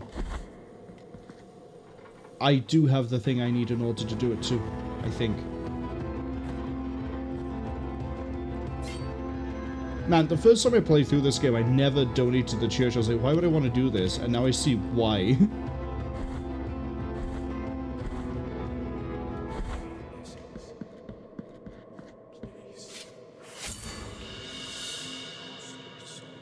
I love the mercy incarnate in her, and her, the daughter of mercy itself. How can I love the others more than holiness itself? The order, I remember it. Its rule was my rule some time ago. My thoughts are forlorn, Penitent One. I need to pray. Thank you, Penitent One, in silence. It is my duty to watch over the others in the absence of Our Lady. The order awaits me. There is an achievement in this game that I don't ever plan on getting, which requires that you cast your mind back to, I think it was the second stream we did. You may remember that the hunched over man who would give us all those toes, which give me a bunch of boost to like dashing. There was a point where he was stuck in the place that is literally below this one.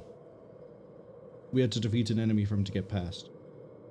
If you don't do that, and you keep that hungover man there, hunched over even, and then you do the whole quest with him, this guy here, where you get the 3 wounds and you give it to the lady and then she passes from this world and goes to the next one because she's been absolved. If you then go back to hunched over man, this guy will jump off the side of here and fall to his death. And there's an achievement for having the hunched over man see this. Now I don't know, because I don't plan on doing it, if you have to talk to this man to make him jump, or if you just, when the next time you turn up there, he just goes splat. But by doing this, we have given ourselves a prayer we wouldn't get if he did unsubscribe from life.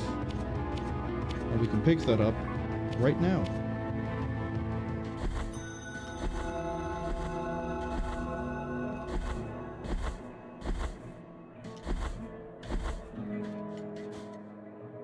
Pretty sure he's inside the church.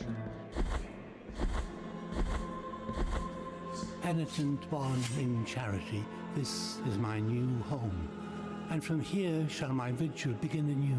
Take these words I managed to transcribe from the voice of Our Lady amid suffering, so they can become a prayer which you can raise in her memory. The Order blesses you, Penitent One in the righteous path. Oh, I didn't actually get that achievement the first time through playing. I guess I gave him the item, but I never spoke to him. But yeah, this is a spell that gives you invulnerability for a short time. Which, having those words leave my lips, makes me realize I probably should have spoken to Cleophas and got this, so Isidora would have been easier. But the flex of doing it without the spell. The prayer. It's not a spell, it's different. It's like clerics in D&D. Don't get them confused. Don't get it twisted. They don't use spells, they use something to do with their god. Same as warlocks are different from sorcerers. But I'm also not a huge D&D nerd, so I wouldn't know the specifics.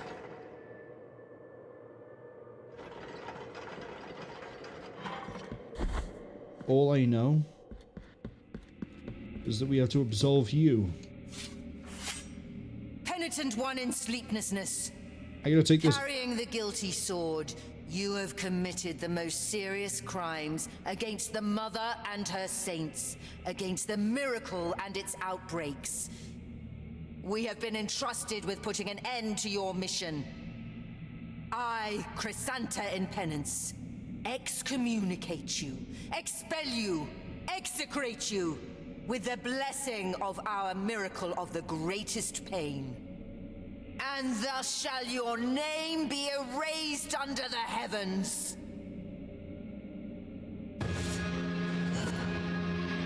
I'm gonna take a hit here. Give me a second to get comfortable.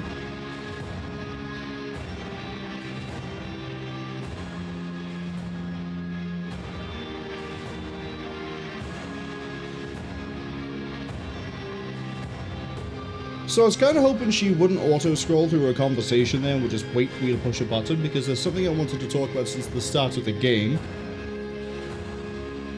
that I haven't been able to. I mentioned that there was a supplementary comic to this, and the comic is basically a prequel that explains what happened to the Brotherhood of Silence. The long and short of it is, we died. Chrisanta was sent forth, slaughtered every single one of the Brotherhood of Silence, and we died fighting her. At the very start of the game, us waking up on the pile of dead bodies isn't us waking up, it's us being revived.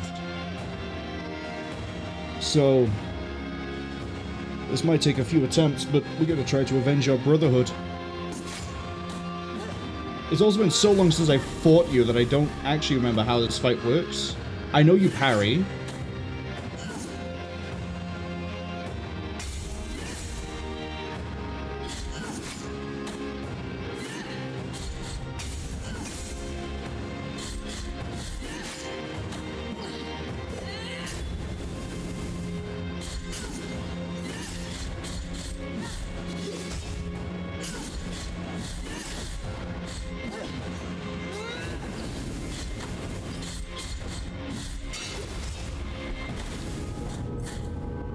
That's fine. Definitely feels like we're doing more damage than we would normally.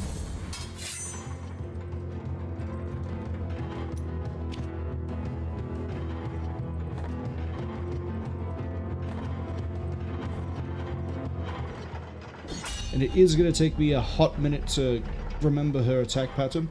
And I don't think...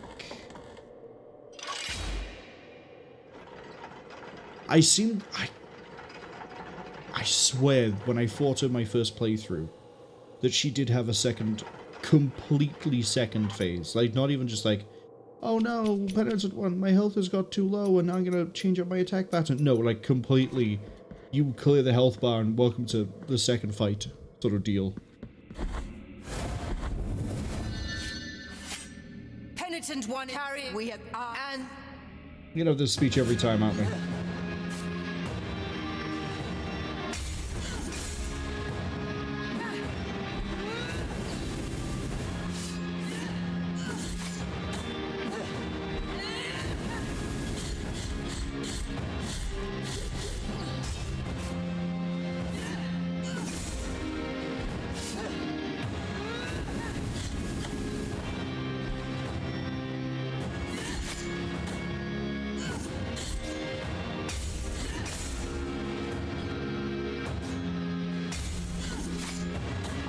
I know I can get away with the timing on that one.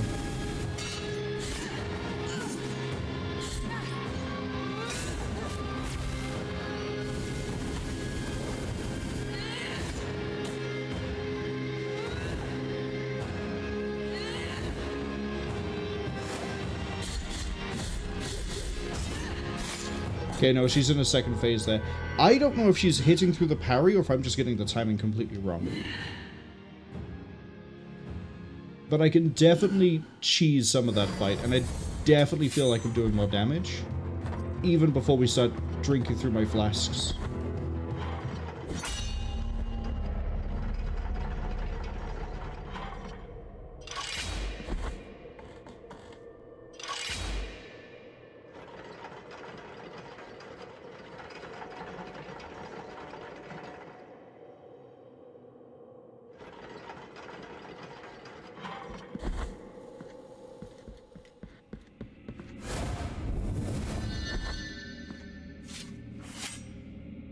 I wish I didn't have to go through the speech every time. An end to your mission. And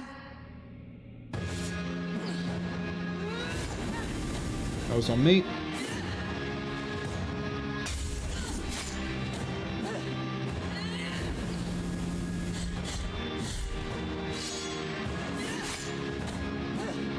I'm just doing a really bad job of trying to, like, parry her.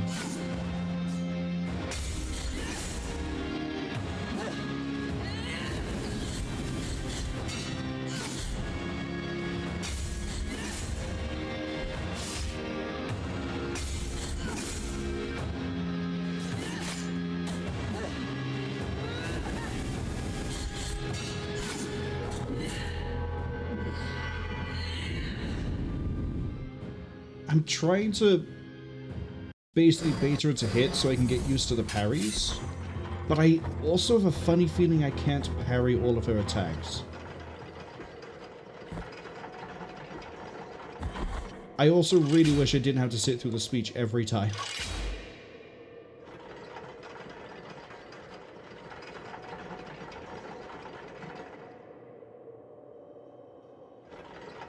Worst case is I pop the invulnerability prayer when we're on, like, no heal.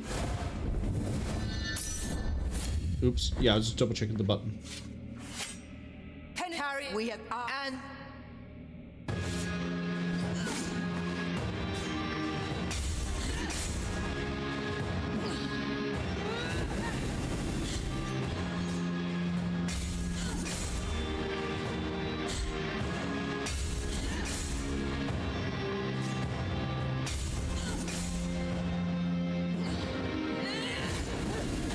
My bad. I forgot she always goes to the middle. I thought she goes based on my position.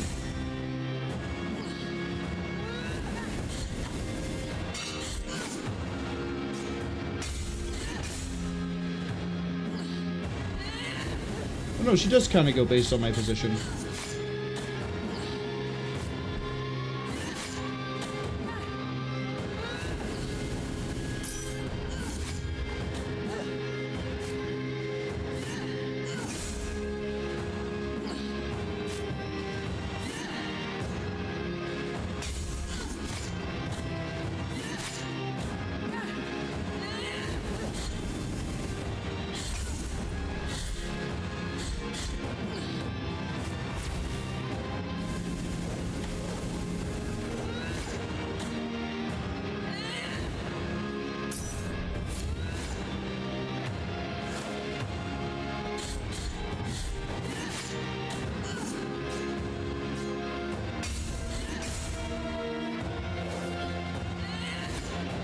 Jumped too late.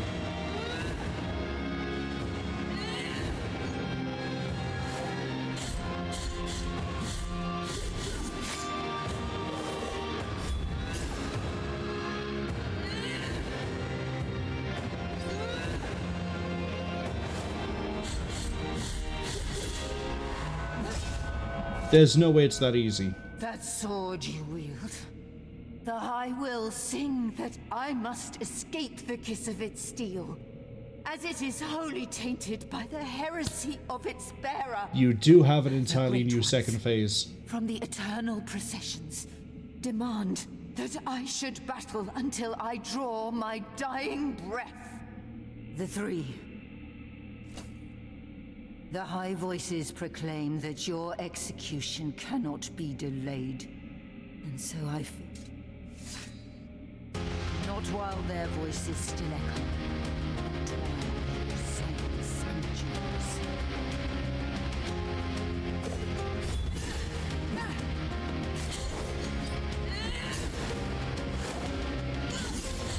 Oh, she is quick.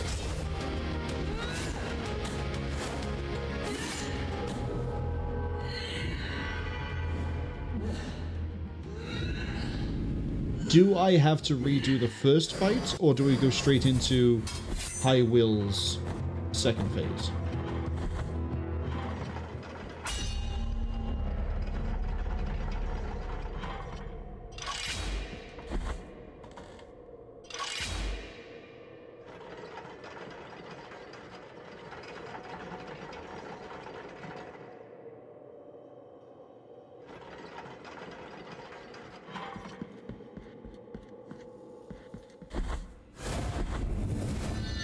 Redo the whole thing. Okay. Penitent One, we have and thus.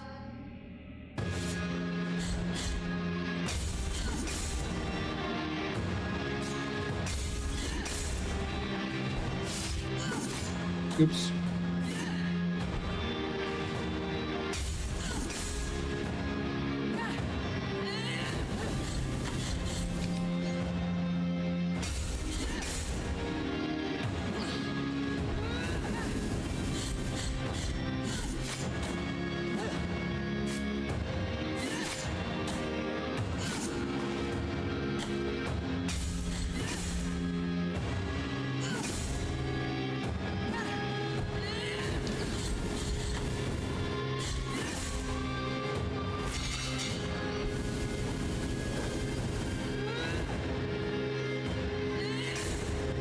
Okay. We can parry it.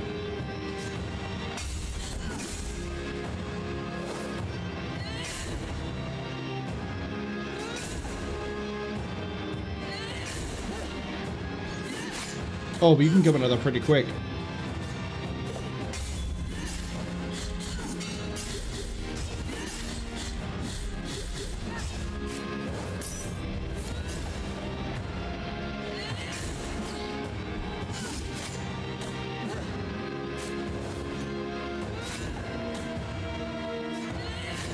Parry too early.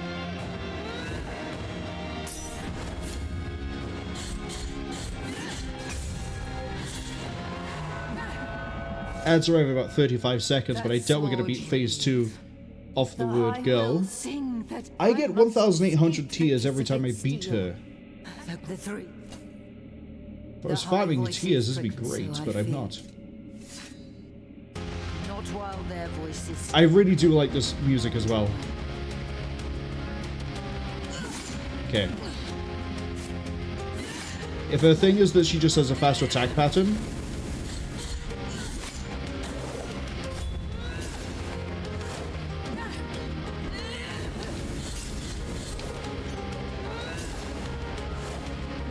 oh, but we can't parry the dash anymore.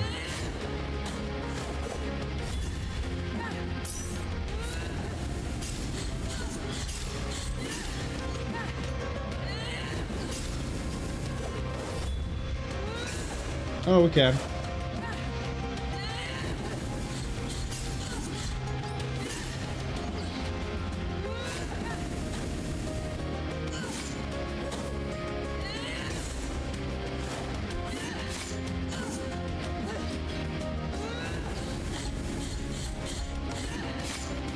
Be great if I could get my combo string to fire up without actually, like, butchering it partway through.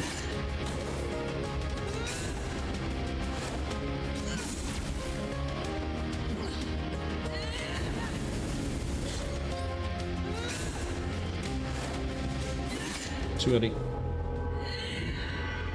There's not a lot of windows to hit her unless I save the invulnerabilities till then. Even then, there's not a lot we can do with it.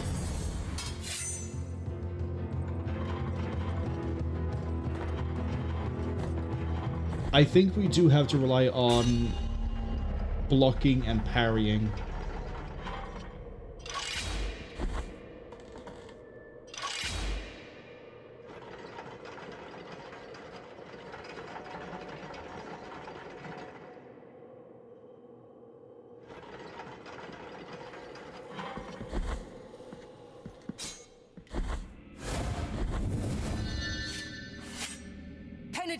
We have and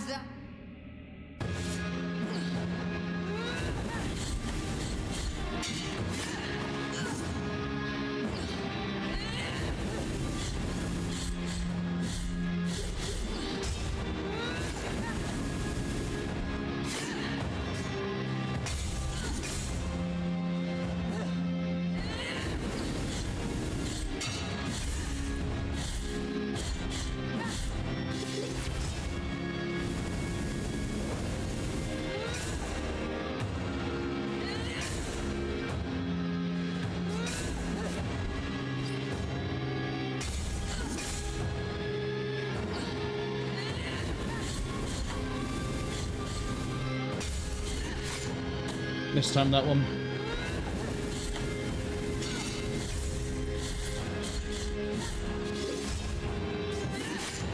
Mistimed that. So when she does the underswing, we can attack and... So we can parry and counterattack. The rest of them are going to be a case of no.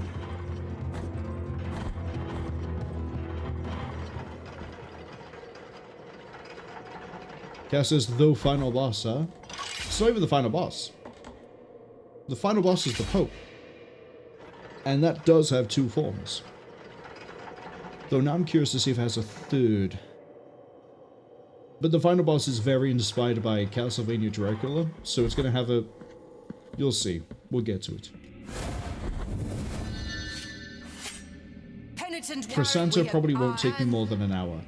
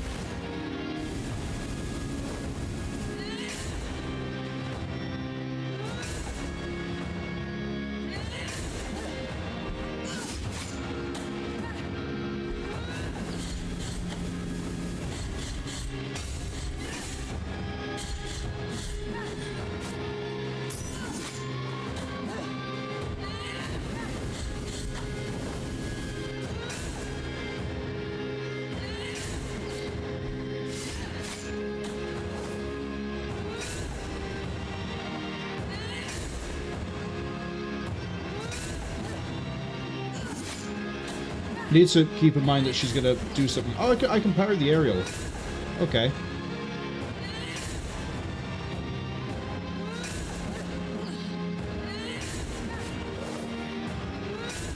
Yeah, but like, at the moment all I'm doing is parrying.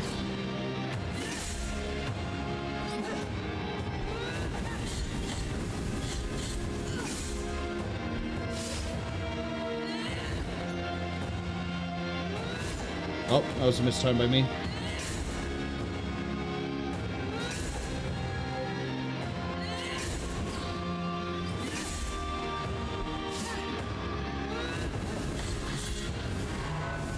I got away with literally 1 pixel of health. That's all.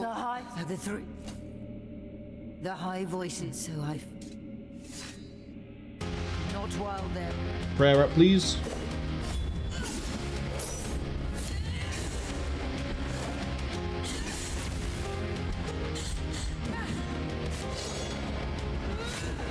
Oops.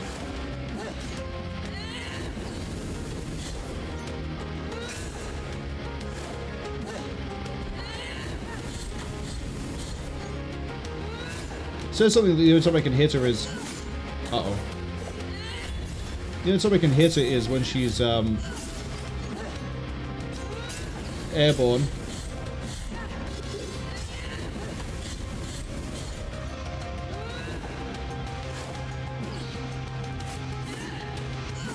Okay, she's gonna go for 2 swings there.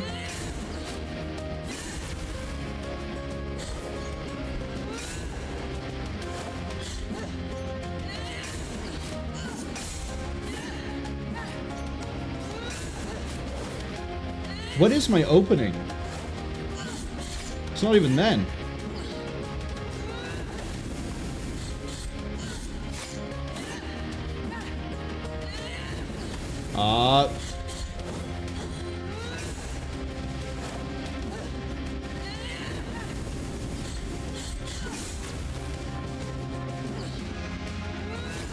Thought I parried.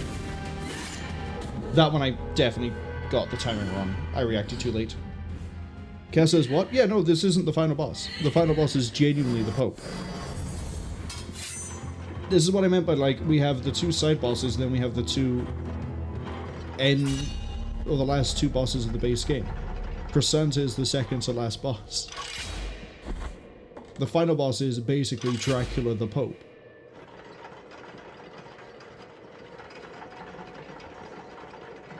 Also, I could absolutely go and buy that last upgrade now, but I don't see a way I can use it here.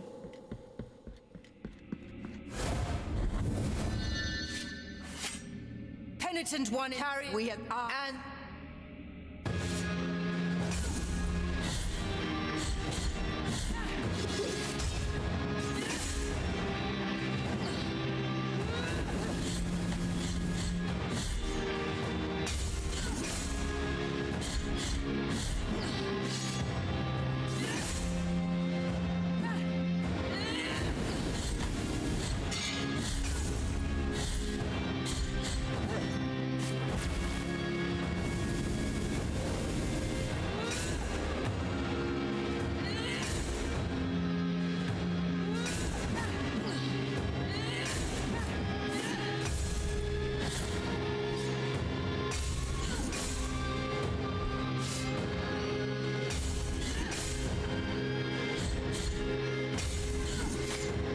My bad.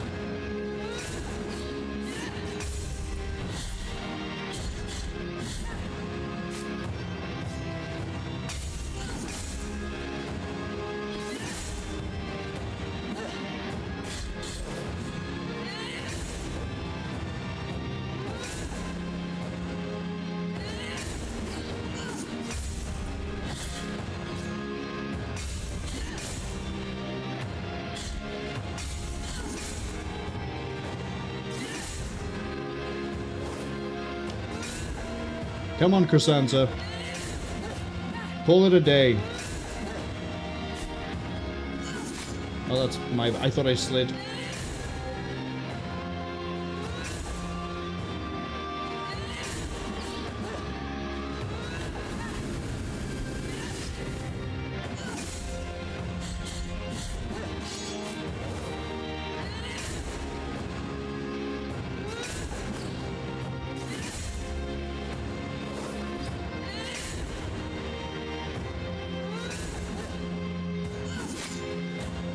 Too early. That's on me. Cass says they didn't know Blasphemous was just Assassin's Creed 2. I haven't played any Assassin's Creed outside of 1, so I have no idea, like, if you do fight the Pope in the second game. But I'm absolutely serious when I say it's basically Dracula.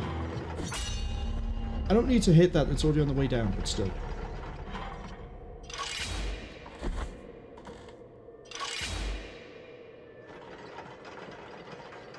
Like, everything about the first form is Dracula, and then everything about the second form is later games' iteration of Dracula. It is just Dracula.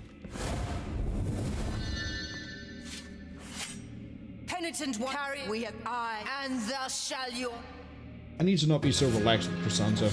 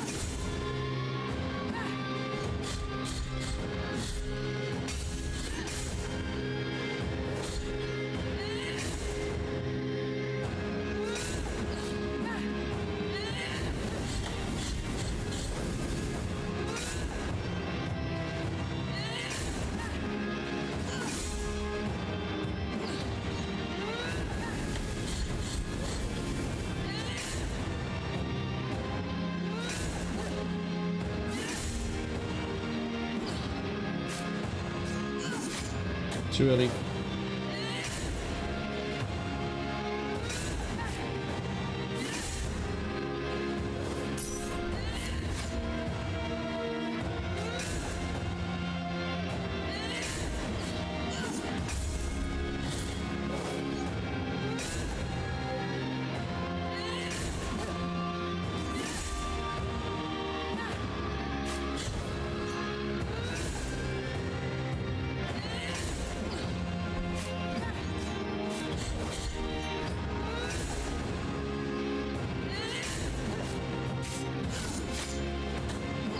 Kind of hoping that would do enough damage on its own to maybe stop her, but it didn't.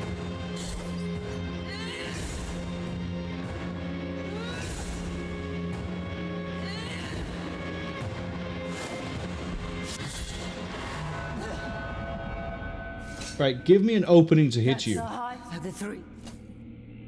The high sword. Not well.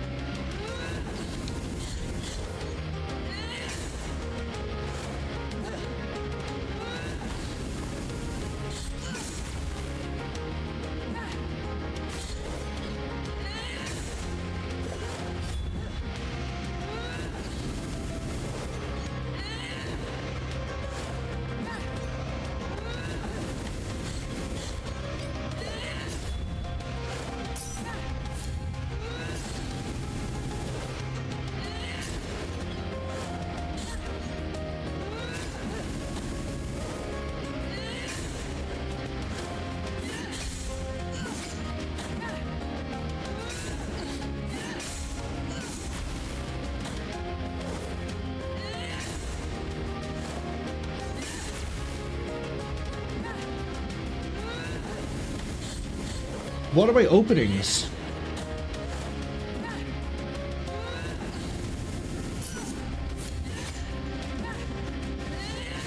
What the hell are my openings?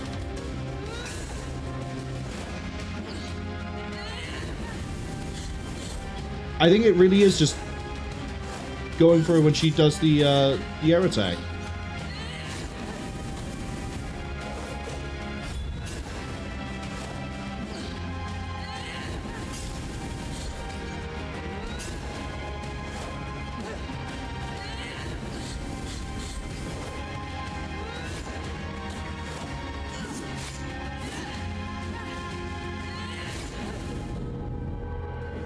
I don't see how you get an opening. Like, we parried her underswing and we still got knocked back. We parry the overswing and if you don't get knocked back, you take damage. How are you supposed to get any damage in that isn't just hit her after she comets down? How?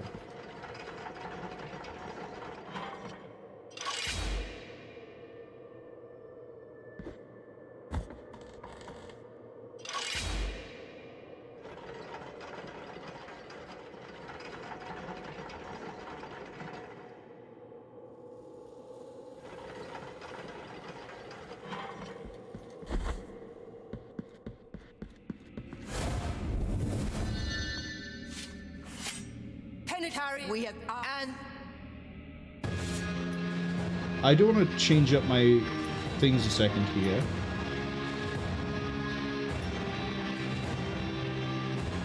Where is it? Take that out. I want to move a bit quicker. And then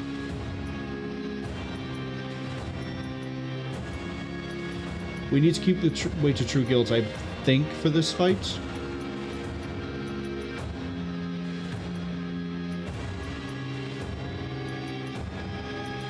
Yeah, we'll keep it like that.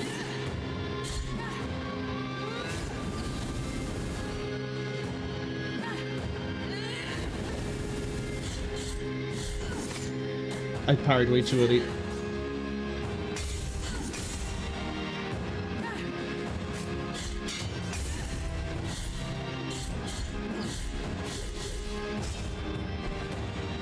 Oh, I thought you were gonna do your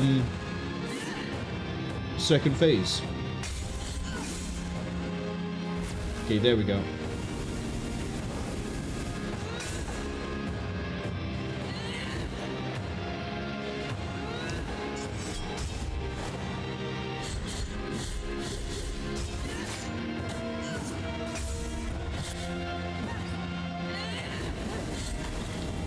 I'll take the reset, because I just sort of break my flow partway through that fight. And I'm also still trying to figure out when I have openings. Thought you were hot. Guess what? You're not. There's gonna be... It's gotta be something like you don't actually parry her in her second form. Because that's how you get away with things like she does the comet attack and then you can hit her when she's returning. I think having the faster movement speed means I can get closer to her to get like 1 or 2 hits in. But apart from that, I don't see how else we can get a hit in.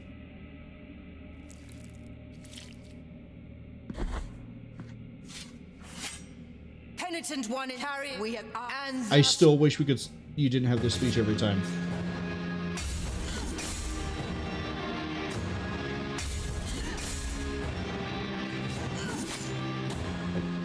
Mistimed that one. Ah!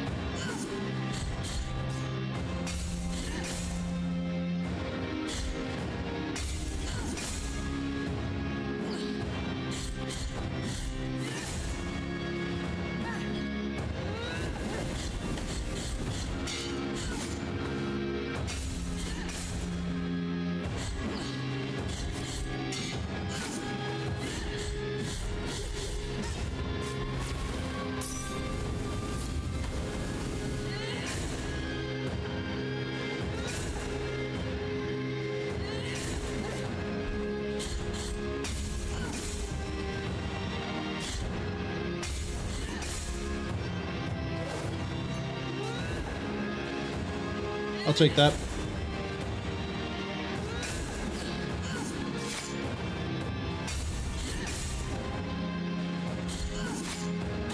That was... Oh yeah, I was just rushing the timing on it completely.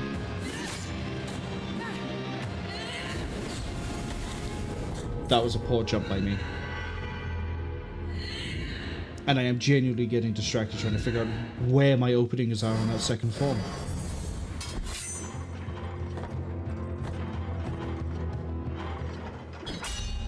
It's... I feel like it has the same problem Isidora has, where it's kind of cool, but the concept isn't quite done right. Speeding her up is definitely a way to make it more difficult. But... trying to... taking away the openings, as well as speeding her up, makes it so it's very, very difficult to actually get any damage in, unless I use the invulnerability prayer and just tank it. But I can only do that like literally 4 times. I don't earn enough fervor in that fight to do anything else. So that can be.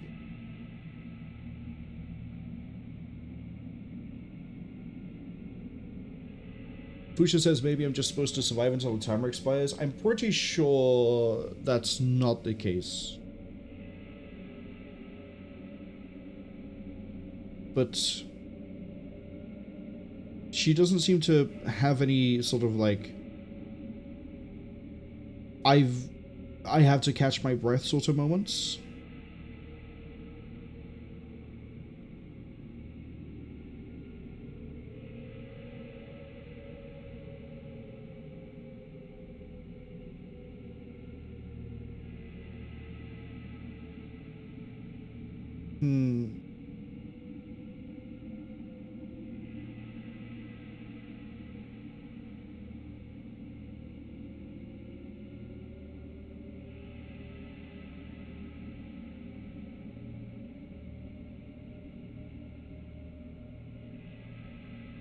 I'm also wondering...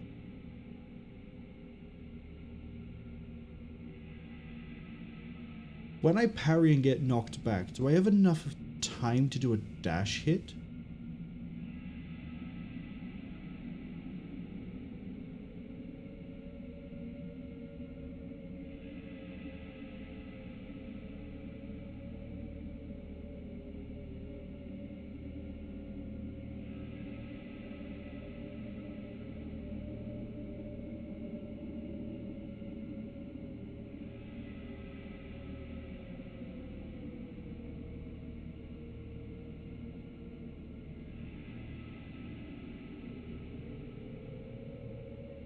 Cass says it's not a sprint, it's a marathon. Yeah, but this is a marathon compared to a marathon. Like, no other boss really has, apart from maybe Isidora's second phase, no other boss really drags it out like this. Not even the final boss of Blasphemous in his 2 phases drags anything out like this. Penitent One in chariot. We have and Wait, don't I have a thing for when I parry, I get to attack?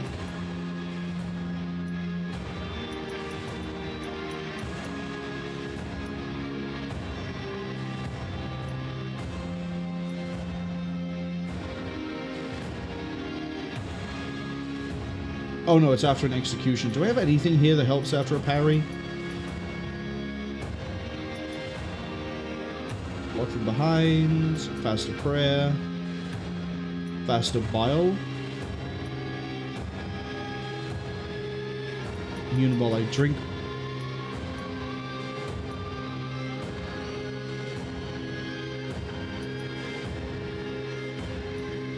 Better prayers, more health. Don't really need health, as weird as it sounds.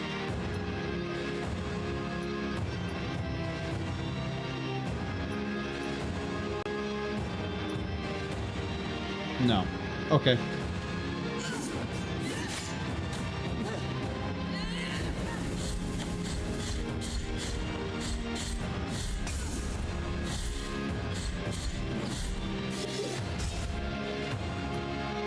You know what?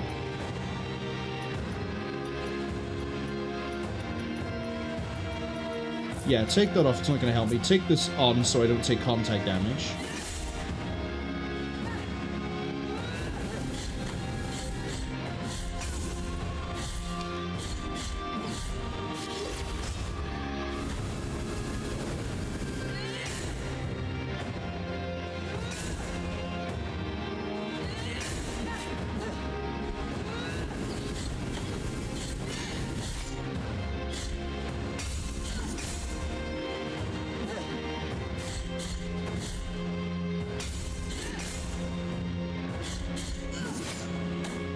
I heard that wrong.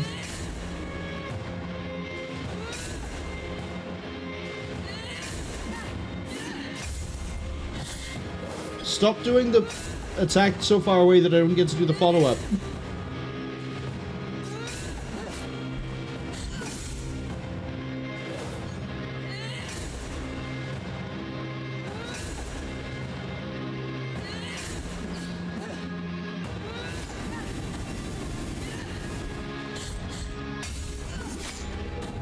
I thought I was dead there anyway, so I wasn't going to try to save it.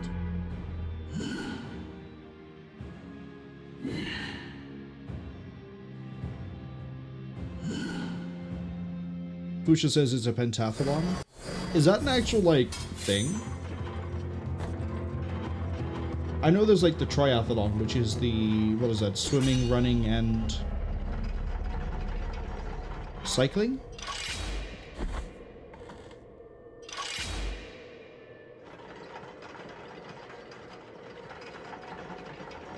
Cass says they'll let her penta my thlon. I don't think those words in any sort of arrangement there make any degree of sense. And also, I don't think you wanted to go anywhere near you, considering how militant she is with the church. Like, I'm pretty sure she's probably got, like, several vows of chastity in very different ways. Penitentiary. We have and I want to double check. You are definitely the one where... yeah, I still take contact damage. I guess I take less.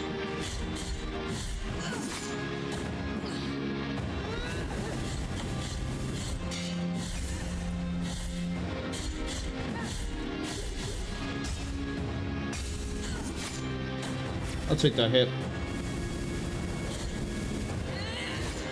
That's on me.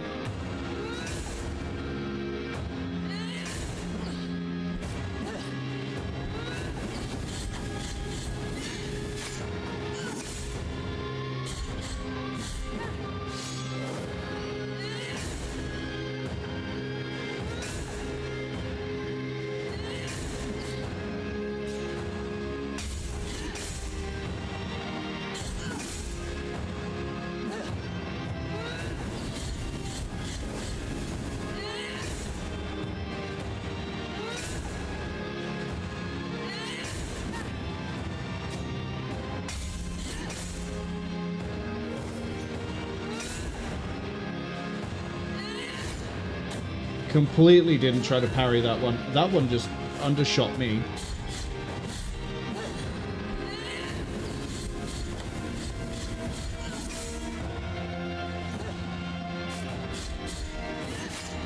Again, I don't know why I think that attack comes out faster than it does.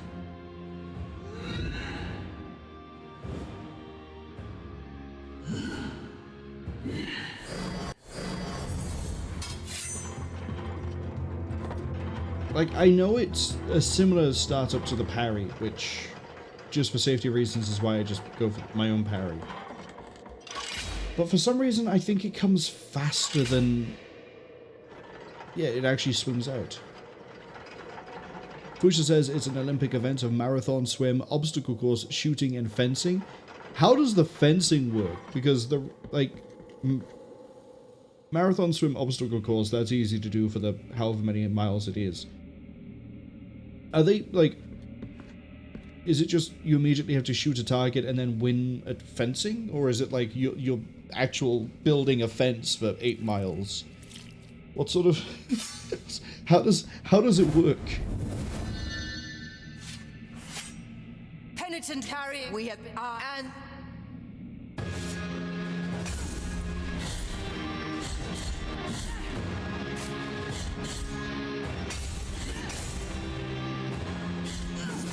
See?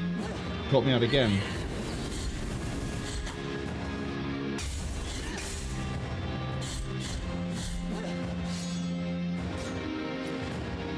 I don't think that's helping at all. Let's switch it back to... you.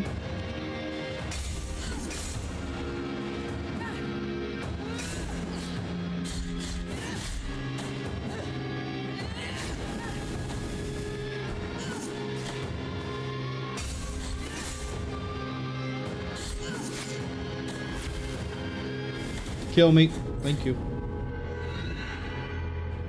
Pusha says, no, it is the sort of kind of fencing. They don't know the details, though. There's also a decathlon. Decathlon I've heard about, but I've never looked at. I think that's just 2 marathons back to back, though.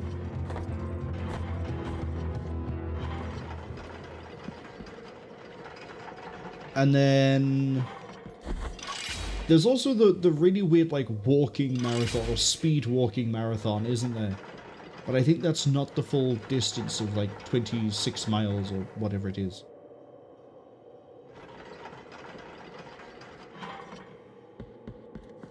Fusha says 100 meters, 400 meters, 1500 meters. Well, at that point, you're basically just doing the same race, but they've just broke it up into sections.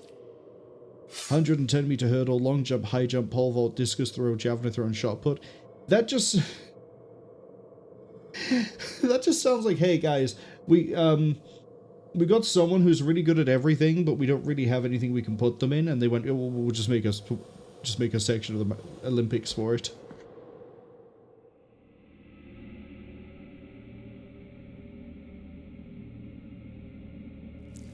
Oh, let's take me a second to figure out how to say this name. Babinga Schlingus, welcome in. I hope you're having a good weekend. Babinga says, hey, they say I'm doing True Ending. Good luck, I'm gonna need it. The only thing I need is Chrisanta to slow down a second so I can actually get a hit in on a second phase. We've already got past Isidora and the rest of it. And I'm just playing sloppy with the first phase because I'm still trying to figure what I can and can't get away with in the second phase. And also she keeps doing things like that where she swings some, like... Can you have a shorter sword, please?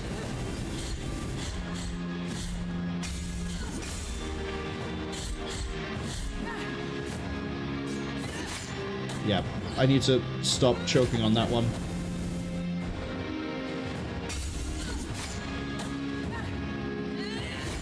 I'm just letting it hit me at this point.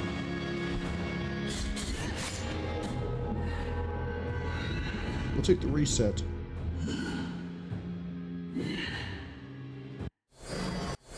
Yeah, I think my only openings on second phase are going to be maybe dash attacks. And then hitting her when she... if we let her comet. Babinga says, yeah, her second phase is nuts, but they really do like the difficulty spike. It's not even that. It's just we sped up the character, which is fine, but then we also took away openings, which is not as fine.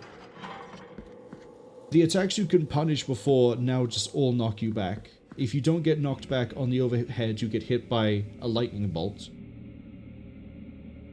It just... I don't know, it just doesn't play right. I liked Sierpes. I liked Sierpes' area, as annoying as one particular area in that enemy in that area is. Isidora's cool, except her fireballs are absolutely trash, and they need to last for like less than a second or not hit you during a slide. But for the most part, everything else has been like fine from the DLC, or well, fine to good. I kind of like the changes they did to Perpetua, and they made her more present, for lack of a better term, as opposed to just sort of being kind of in the background. But yeah, no, phase 2 of this feels like phase 2 of form 2 of this feels like phase 2 of Isidora, where it's just like, haha, isn't this difficult? Isn't this fun? It's like, no, because you taken away the fun that was in the rest of the fight, now you're just making it tedious and annoying.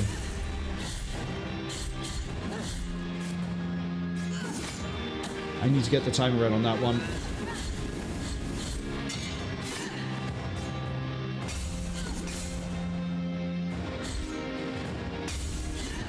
Maybe if I stop trying to like rush the timing of the parry on that one.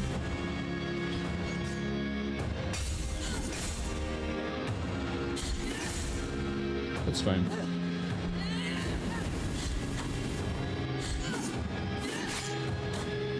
That one was just misplaced jump by me. We're fine.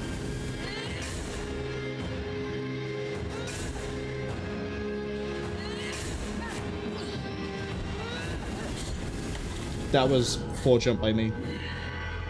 I also should have healed after we got out of her second phase attack.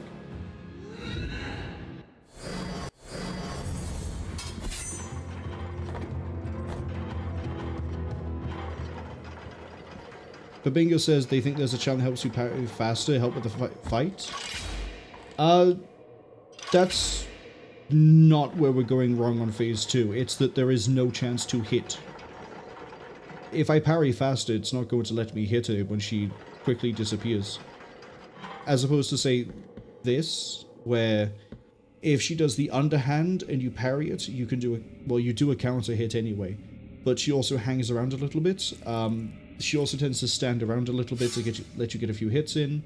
She stands there for the parry. If she goes to the parry, you can get one hit in, and then you have to immediately riposte because you're going to hit otherwise. The aerial attack can get a few hits in, or she somersaults back down, and depending if how good your landing is, you can then get a few hits then as well. So, like, there's opportunities in Phase 1, Phase 2, but Form 2 just goes fuck you and decides, actually the only time you can really get any hits in is when she jumps. And one thing we haven't been able to try yet because I'm just too busy thinking about Form 2 and just keep butchering Phase 2 of this, is I think we might be able to get away with doing a dash hit, but I don't know where we might be able to get that in. But faster parries wouldn't give us the openings, because she just dips out way too quick. Penitent One in tarrying the guild. We have and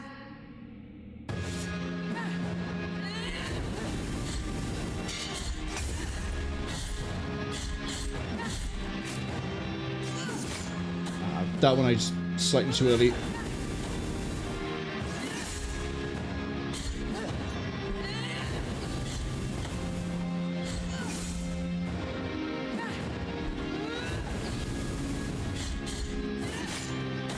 Too early again.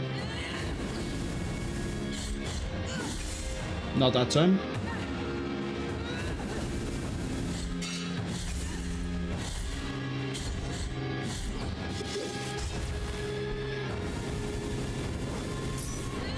I'll take the hits.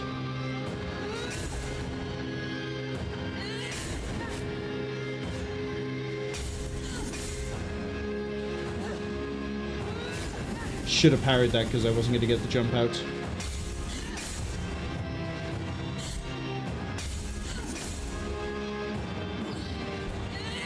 This is going to be... Nope. I was going to say it's going to be tight.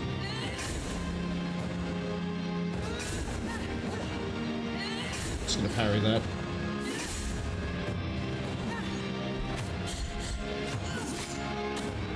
Timing wrong again.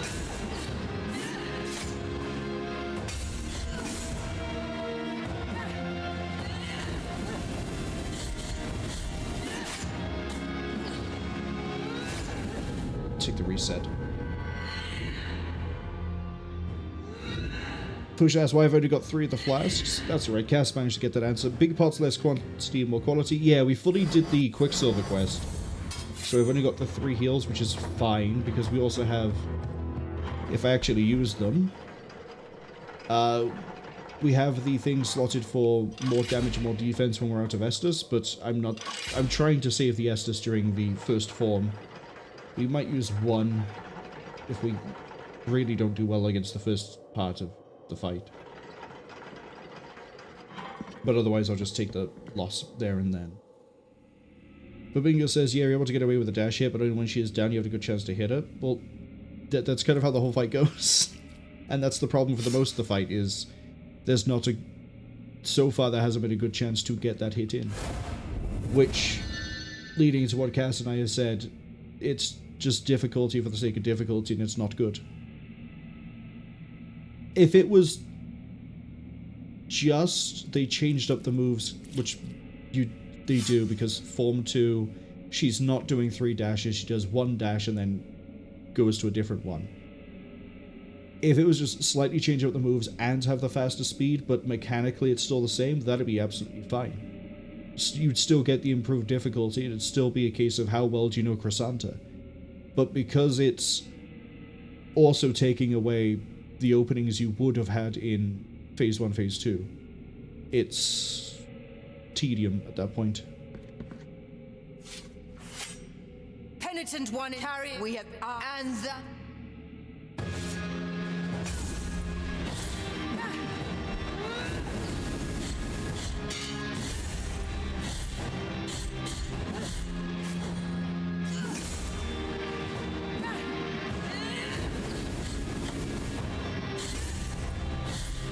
Be very generous with the underhands.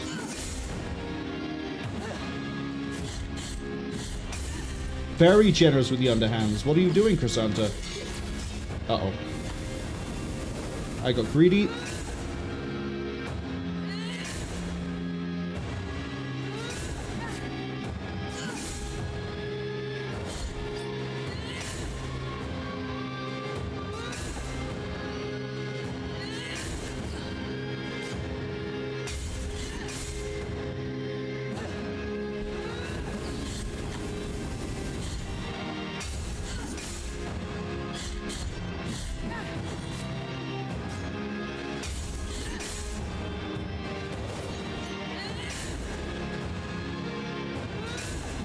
Only the 2. Okay. I was too late on that one.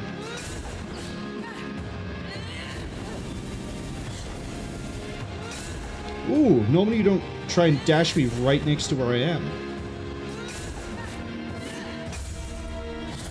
Too far away to get that to work.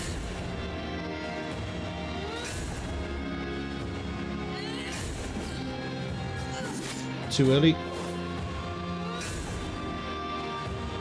Because I didn't think she'd have to cover the ground.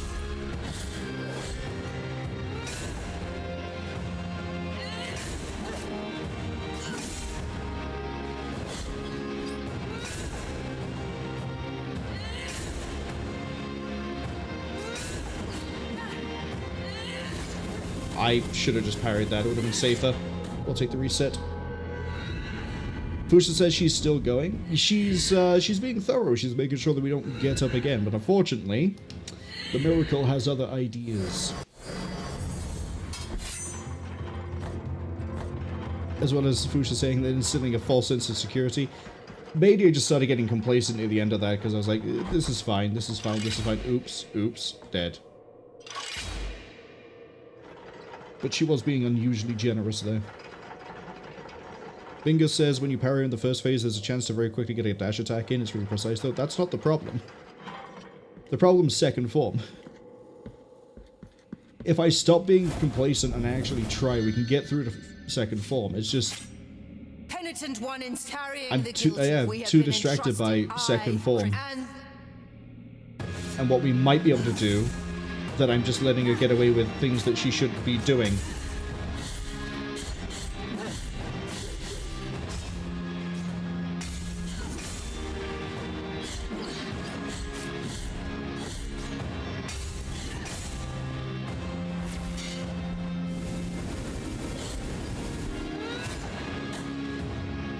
It's gonna jump it. It's safer that way. And also, if we don't parry all of those, we can then get an attack in at the end.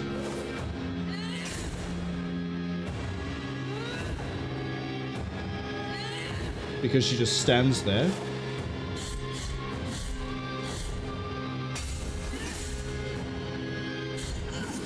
Too early.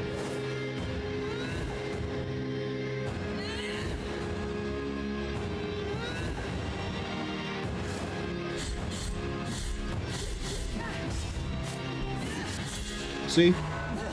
If I actually try with Form 1, we can do Form 1. The I will sing that I must. But also see what I mean by we get openings. If I don't do the 3 parries, we can just wait for her to stand there and then we can bully her. If she underswings, we can bully her. If she sits into the corner, we can bully her. But Form 2 is just going to be all over the place and we don't get those openings. The high voices proclaim that your execution cannot, so I fear. Not while they're...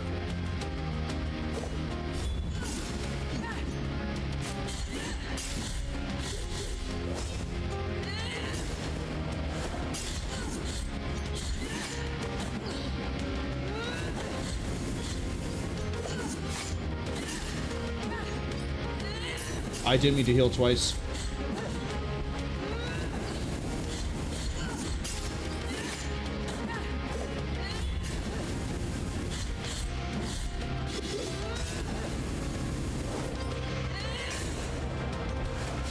We can. Whichever side she dashes from, we can get an attack in.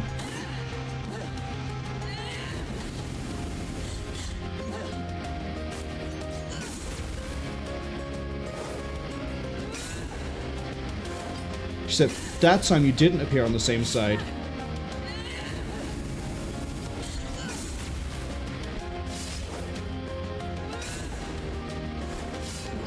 Too close.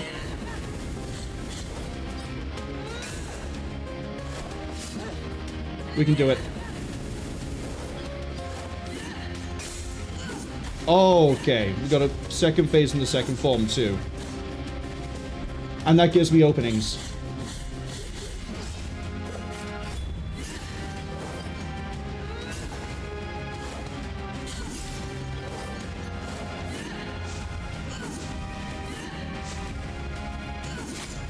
Okay.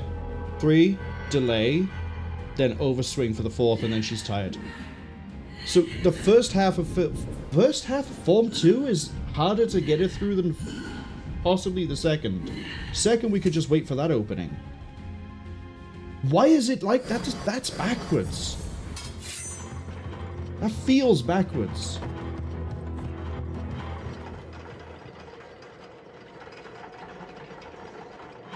Yeah, we can definitely get our dash hits in. And she doesn't seem to always appear on the same side she dashes from. At the very least, it gives us distance, so we can maybe react to whatever she does after that, but... Okay, we have a plan.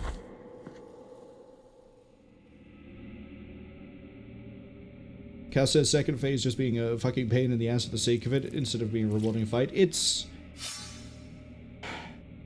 I guess you could sum that up for, like, this DLC, and also the time attack thing, and all, well, the crossover concept with Bloodstained, really. That, like, it's a lot of good ideas in concept, but the execution, holy shit, did it need a few more passes.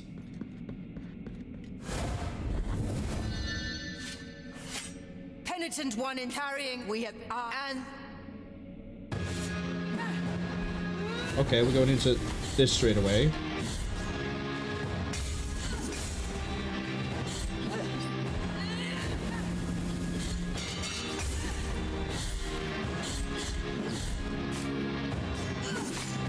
Misread that one.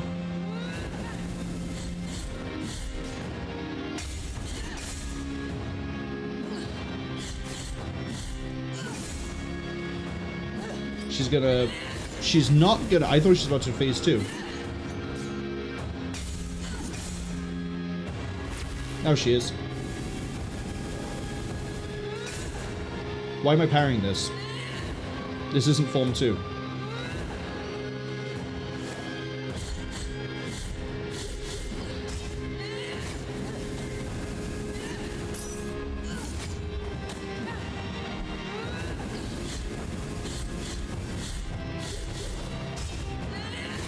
That's fine, we can bully her. I thought you were appearing on the left side. We can bully her and I'm really low on health and she's all the way over there.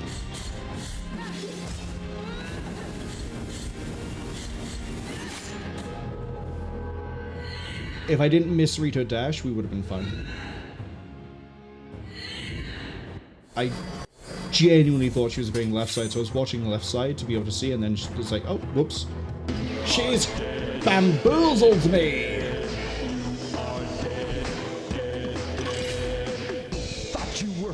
Guess what? You're not. I would like to say I think we're like 1-to-1 with the ratio of us killing Chrisanta to Chrisanta killing us, but I'm pretty sure she's in the lead by like a few kills at least.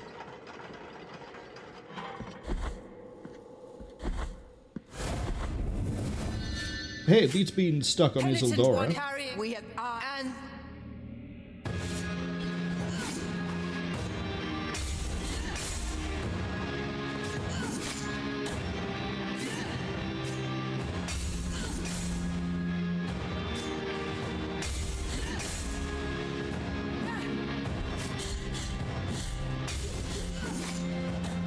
Okay, we can't parry out of the Azure.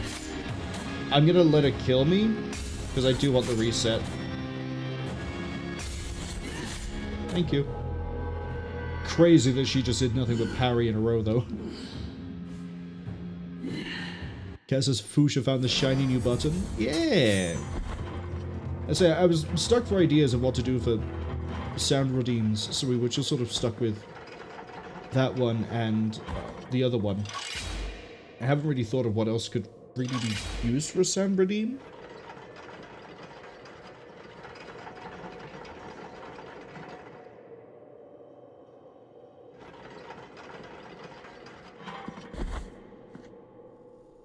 I was tempted to see if I could get the Armored Core 6 early warning, or what is it?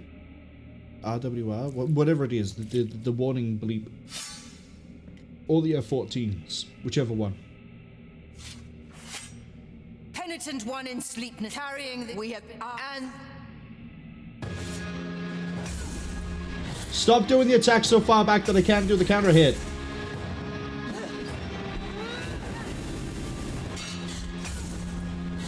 There you go. Behaving like a responsible adult.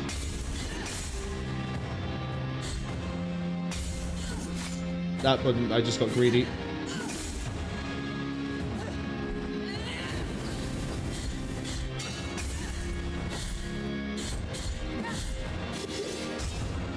You not gonna do an early phase 2? I mean, I'll take it.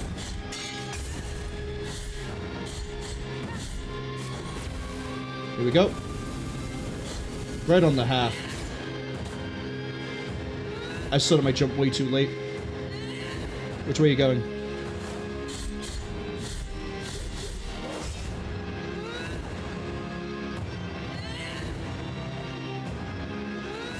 Oh, okay. I thought you would always do end on the aerial one. 5?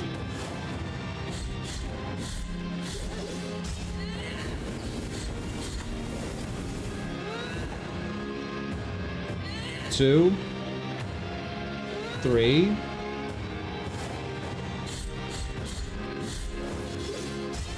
Yeah, you got me on that one, Chief. Okay, am I expecting 5 this time? If she goes aerial second, it's 5.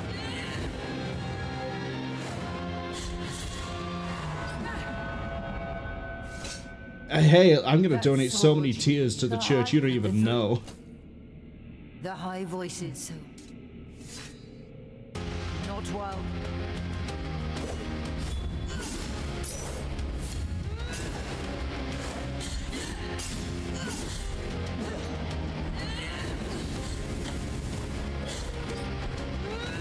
Oops.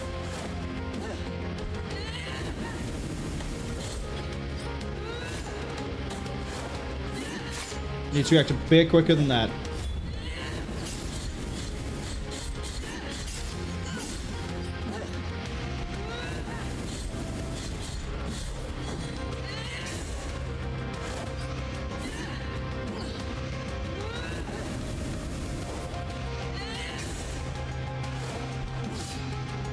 I need to jump it.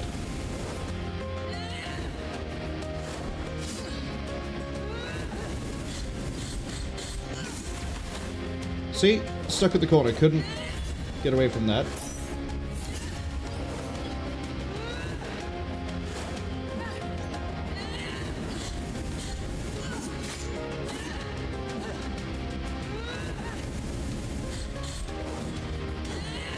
Oh.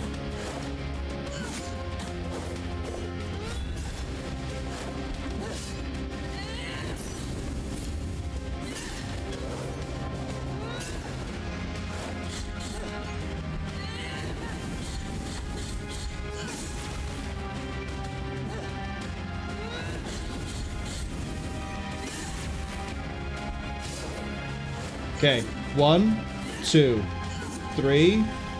Delay? Yeah, I knew the delay, but I didn't know how long the delay was.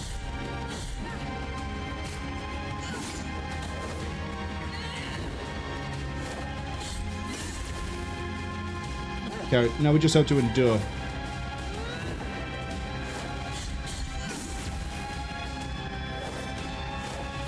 One, 2, 3. Wait for it, wait for it, wait for it.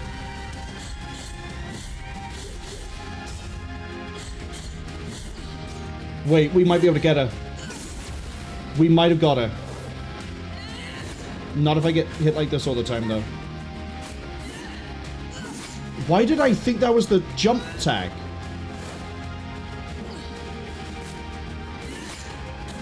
Come on. Chrisanta, play nice. Do your sword thing. Not that sword thing. The other sword thing. The one with the shockwaves. Do the shockwaves. Do the shockwaves. That's not the shockwaves.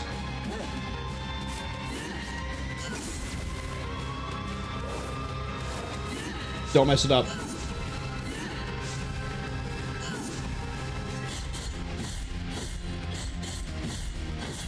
Done. Go on! Purge my soul bitten by the miracle!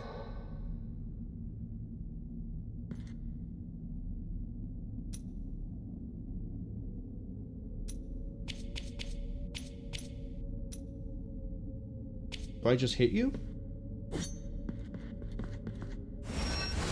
Oh! That's definitely new.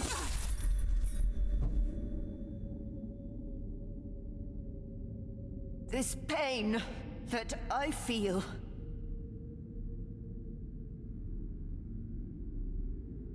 Yeah, I definitely feel like that fight is backwards. Phase 2, if you just endure it until she does the shock waves. I think if you bring the, or if you switch to the prayer that gives you the faster attack speed, but we get faster attack speed when we get low health anyway. Wait, no, I might have taken that off. Either way, you could probably get 2 Azure Cyclones out of it. That would cleave like a quarter of her health away. That part is easier. It's the first phase where you have not a lot of window of opportunity. You have to kind of try to punish the dash, but you need to be fast enough in your own recovery that you can do your own dash attack against her. Maybe it's better if you do the holy blood thing that honestly for most of the game is not really useful apart from hitting cherubs. Maybe that is useful here, and it might have warranted me buying that final upgrade where it explodes. But yeah, I think like Isidora, it's a cool concept, it's got a lot going for it, it's just let down by one thing that really isn't a great idea. It is deeper, more ancient. Unfortunately, ads will be arriving in about 45 seconds. Everyone's giving me GGs and... new world record. Really? Thank you, Fuchsia. I'll add it to my list of accolades alongside being the #1 Chorus of Carcosa speedrunner. As far as I know, nobody has beaten that yet. Which is, it's not surprising, but surprising at the same time. Babinga says hardest boss fight in the game. I think Isidora's worse purely because of the fireballs. Isidora took me, I think it was collectively 2.5 to 3 hours to beat. Because as far as I know, you can't slide through, because every time I tried I got hit. You can't slide through the fireballs. The fireballs last about a second too long. There doesn't seem to be a way to deal with them, although I'll admit I never tried using the heart that allows you to damage certain magical projectiles. Maybe that does something. And we also didn't have the protection prayer, because I didn't think I'd set that up ready to be done. But all we had to do was go talk to Cleophas, and then we got the prayer. If I had the prayer, Isidora would have been much easier, because we would have... Granted, we'd have to go in with that prayer, but we also would have been kind of fine, because first phase, apart from getting caught out with bad positioning for the columns of flame, isn't too bad. It's when she has the constant fireballs around that it gets rough. But then I could just pray and then beat her senseless when she's doing the spins. But while we're waiting for the ads to finish, I'm just going to sit here and ramble. I think we'll just ramble about the bosses up to this point, because I don't think, apart from, I can't remember the name. It's like the Three Sorrows, I think is what it translates out to. So like Tres something. The Three Sorrows, I think, are the only boss in the base game that actually gave me trouble. Chrisanta in my original run didn't give me anywhere near as much trouble as the Tres. I don't remember his name. I really wish I could remember him as anything other than Perpetua's brother. But Perpetua's brother is fine. Kind of funny how he turns into a mini-boss, kind of. The Lady of Archard Visage she's cool. I like it. I like how you can bounce her attacks back into her. And the Crying Baby, whose name I completely forget, is also another cool sort of boss fight. And then the Archimedes, I think his name is, the dead skeleton that's held up by all the hands, has a pretty cool mechanic of how that works, where you need to cut the hands in order to get to the boss. But otherwise, it's a pretty straightforward boss. I just switch my brain off when I fight him most of the time, and admittedly we do have to retry it a few times, but it's still easy to get through. All those bosses are pretty interesting. Compared to them, Sierpes is mechanically and environmentally very fun, but also relatively simple. He just has a lot of health, and then once you figure out when and where you can be aggressive, it sort of really falls apart. Isidora, I think, though, is absolutely the toughest one. Fuchsia says, celebratory video game trivia. Which one of these games was not made by American developer PopCap Games? A, Plants vs. Zombies, B, Bejeweled, C, Bloons TD, or D, Zuma? C, Bloons TD, because that was made by Kiwi Ninja. Pretty sure it was made by Kiwi Ninja anyway. And now the ads are finished, let's catch up with the other messages. Babinga says, yeah, that's the only time she's truly down, she can get a lot of hits in. It's kind of backwards the way that the phase 2 of Form 2 is easier than Phase 1 of Form 2. It feels like it, maybe the like shockwave attack should be in the first part and then take it away for the second. Because then it kind of makes more sense. But that was just a case of once you get through the first bit, it's weird.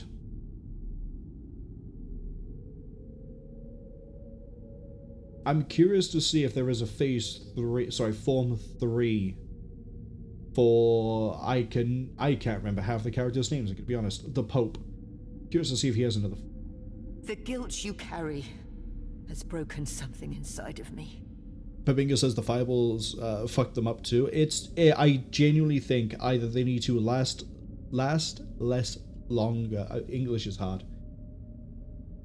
They need to not be around as long, like maybe 1 second less, or you need to be able to slide through them. Either one would make them more manageable.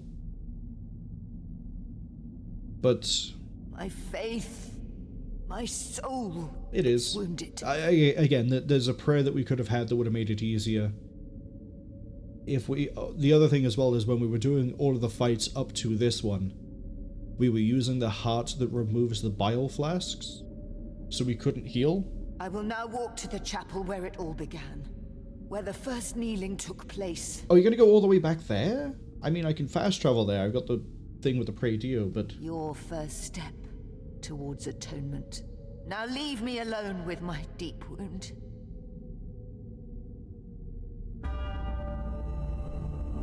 Okay. Have fun. I think there's a Pray Dio up ahead. I'm gonna just go this way. Yep, there it is. And there's, I forget your name, but you have a prayer for me as well. What you seek lies at the end of these long stairs. The Pope!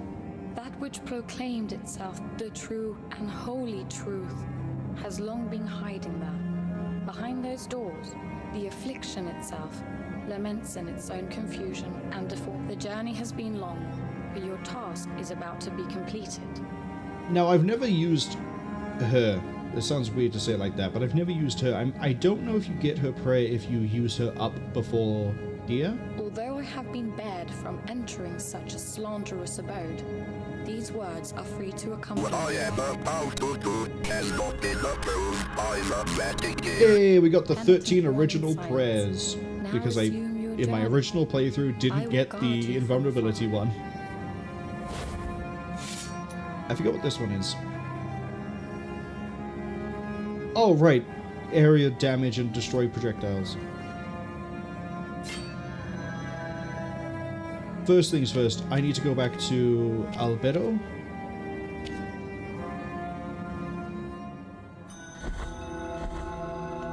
So I can finally buy the last Mea Culpa upgrade, because I think it is actually useful against the Pope. And then also so I can go donate all my tears that I no longer need to the church. The chapel, whatever you call it.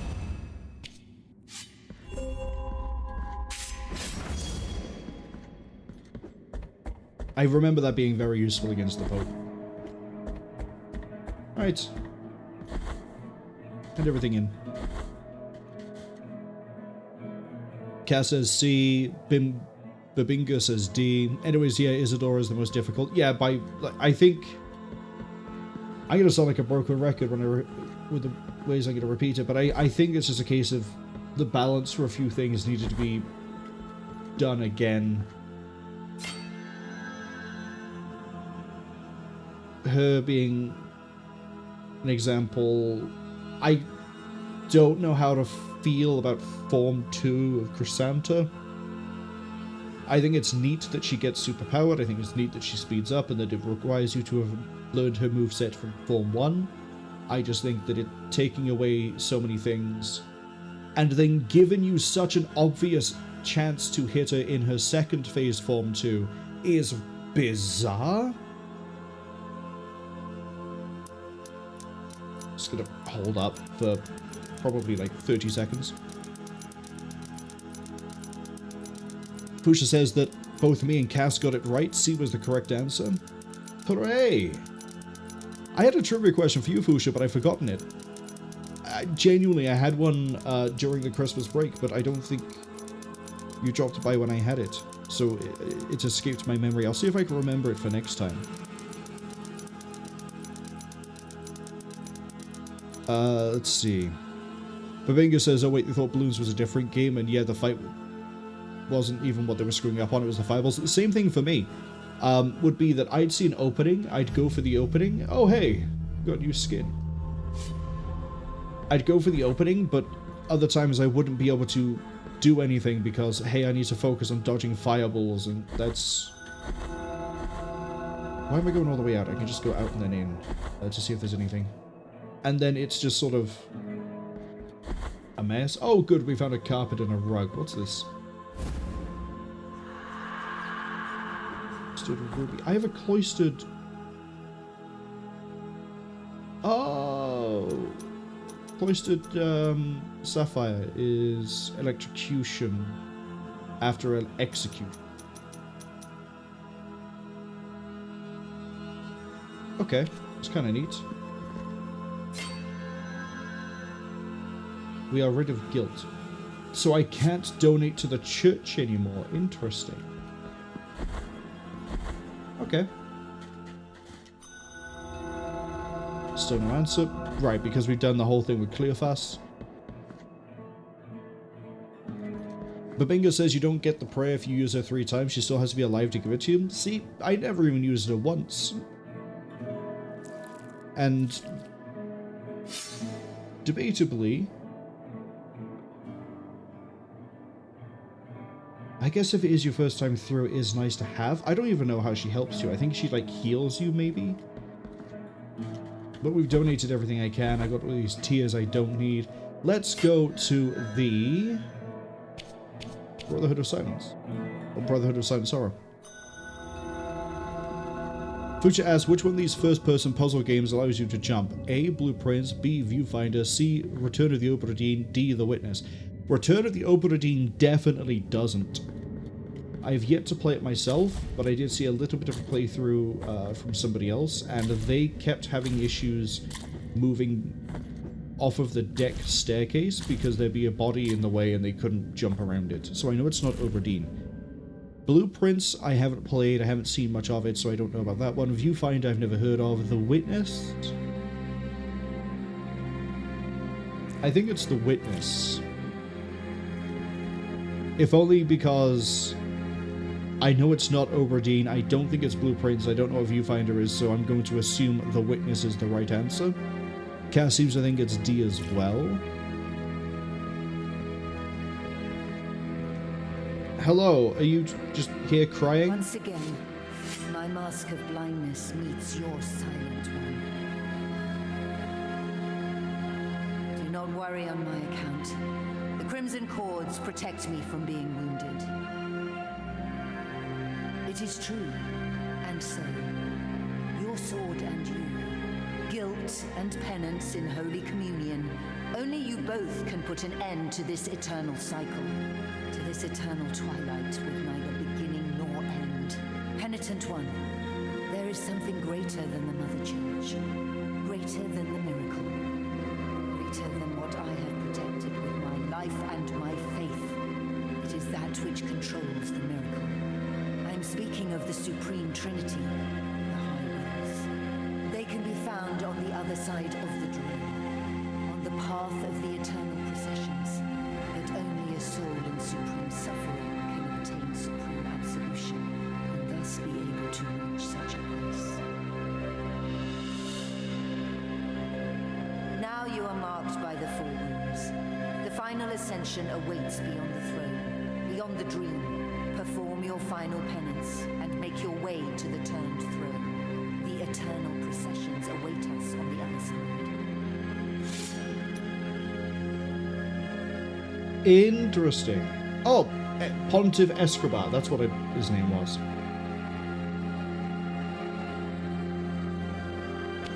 Okay, let's go dance. Do you have anything new to say? Something has changed in her. Something unfathomable that escapes my judgment.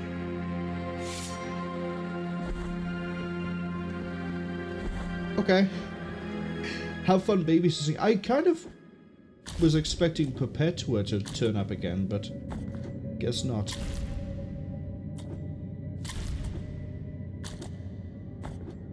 Get across this and catch up the chat again.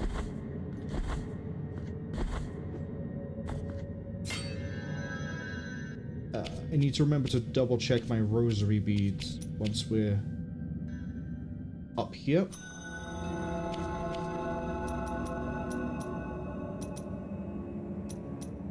True guilt is there.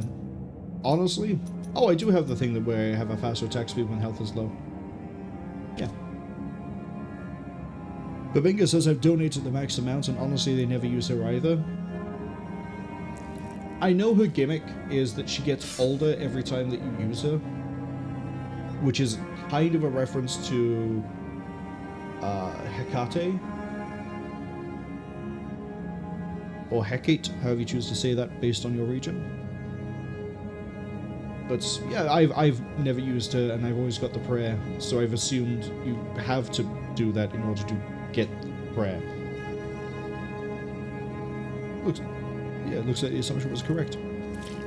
Fusha says I don't feel guilty anymore, so there's no need to donate. Yeah, that's the only reason I was donating to the church, was I was killing all their parishioners. And also that the bodies in Obradine don't have a hitbox. I remember she was getting stuck on something when she was trying to go up and down the stairs, and that she wished she could jump. I don't know, I assumed it was the bodies. And also, Coley, hello! Welcome in. Give you a quick shout out. Although I think you're still on break at the moment, but you're possibly going to be getting back to Final Fantasy 16. Cody says they'll be lurking as they rush to work. No worries, Coley. Hope you have a good day at work. Fusha says that you cannot jump in the witness. The correct answer was B, Viewfinder. No one wins. There we go. We all win or lose in unison. Isn't that great? I don't think there's anything else I need to do. Yeah, no, I'm not. I refuse. We're not doing all of the silly little trials. I refuse. I choose to have fun with my games. In my dreams, I heard your footsteps coming closer. In my dreams, I tried to talk to you and introduce myself. Guardian of the miracle and of the miracle banner, with great pain, I carry the emblem of the Father. I am the hands of bloodied skin. I am the eyes from which our mother gazes. But nothing I know of you, apart from your cold, nameless visage, apart from your calloused and wounded hands, apart from the mourning of your deaths. No, I know nothing of you. Only the miracle knows.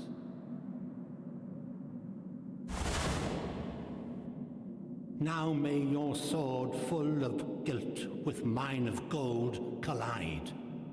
Let them hurt and march in procession. I curse you forever in name. I bless you forever in death. Alright, let's fight Dracula.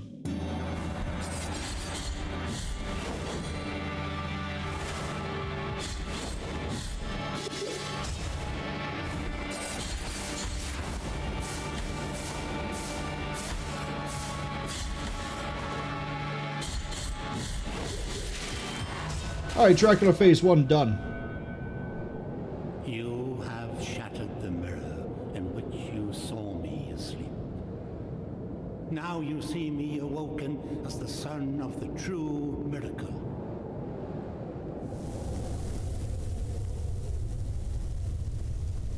I am pretty sure the heart that we have does give us a damage boost. Hello, Dracula Phase 2.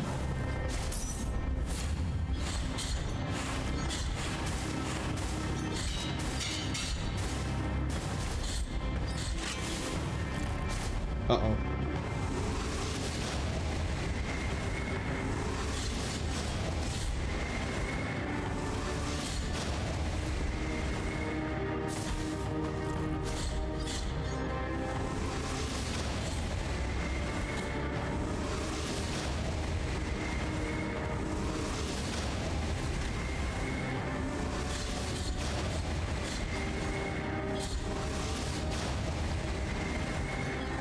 Can't even see where the sword is. There it is.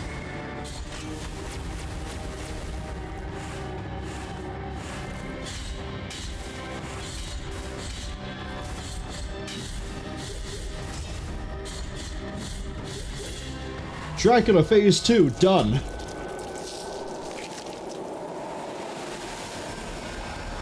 Oh, this is new.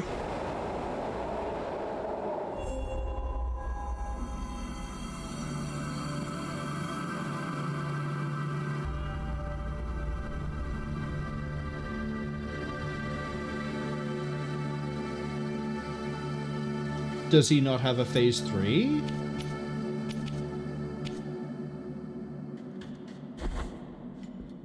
Okay, I can't go back to the Predio. We'll heal anyway. Kaz says the Pope is a red lizard. Yeah, you know what? You're right. He was a red lizard all along, with multiple arms, apparently. Fush also says he just said I'm nameless. The only name I have is Penitent One, so that might be the one he curses me with.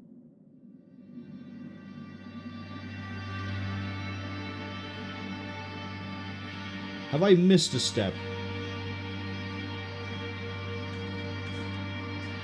I may have missed a step. His holiness from his afflicted What I am about to do has not been approved by the Vatican. On the other side of the dream. I have the heart, I have the holy wound, I have the true sin equipped. The cradle of the grievous miracle. The final relic. This is looking a lot like the original best ending. That emanated from the forehead of the Father as he silently lamented the moment of his blessed twisting. That first relic is here. At the top of the Ashen Mountain, next to the Turin throne, where His Holiness was kissed by a miraculous pain. And now, your final communion with the miracle awaits. Only you will be able to know how much of it has seeped into your guilty heart. I guess worst case is I load up my save, but like... Is there not a third... Wait.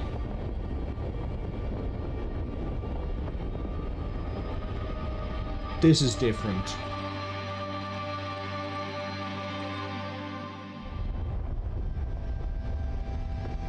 Okay, no. Okay, there is another thing.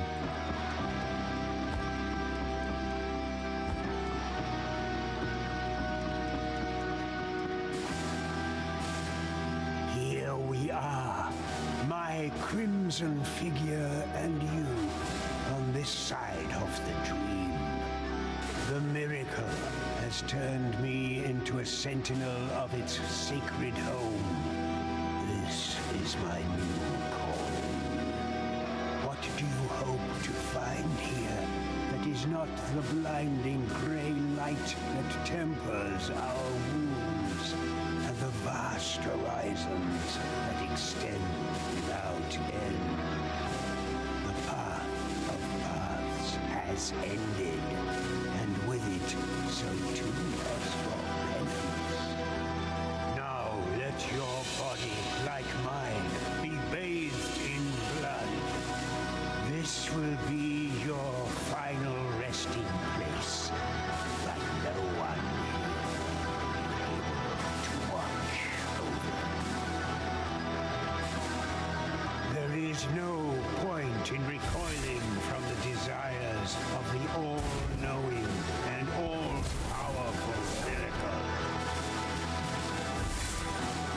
I like how my response to him speaking was just, I'm going to jump off the edge of this cliff.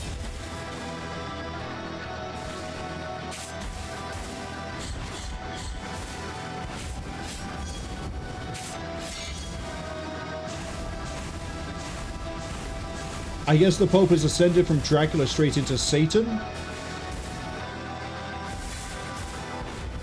And every time we die, we're going to be brought back. Chrisanta brings us back. Interesting. From the desires of the all-knowing and all-powerful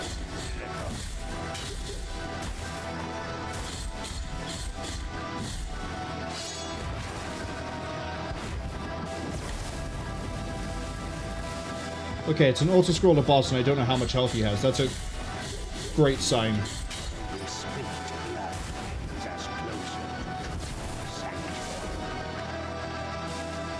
Or maybe it's like Rayman. He doesn't actually have a health bar at the moment.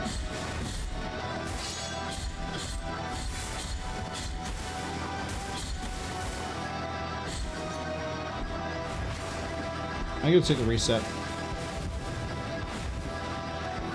It's a cool final boss. I'll give it that. I just wish I knew if he actually was taking damage here or not.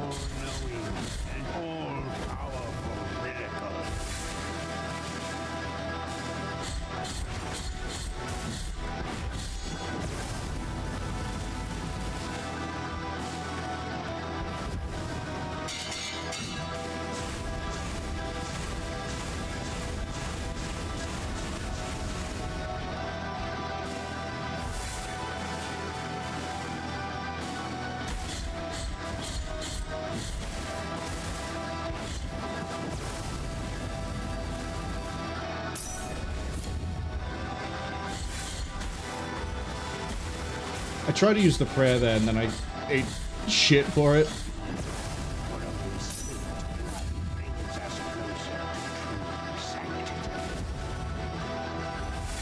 Wait, I don't have prayers.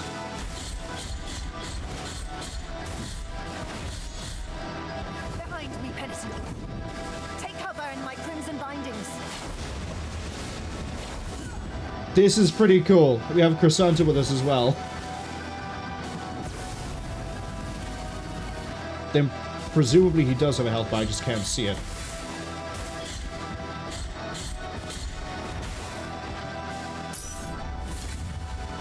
Uh-oh.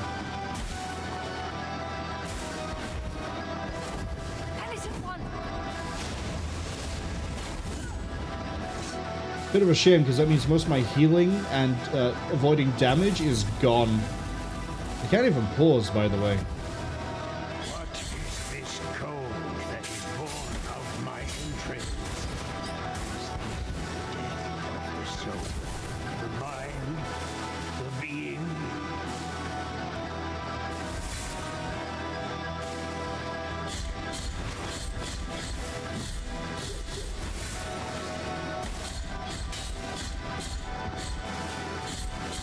Get back here, Pope. I'm not done with you. Bibles.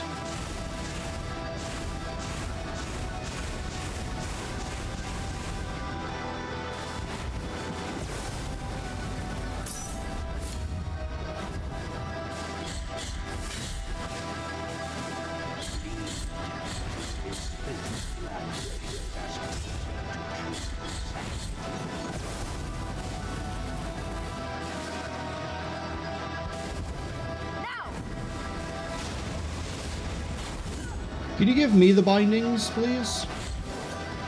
Rather than steal them all for yourself?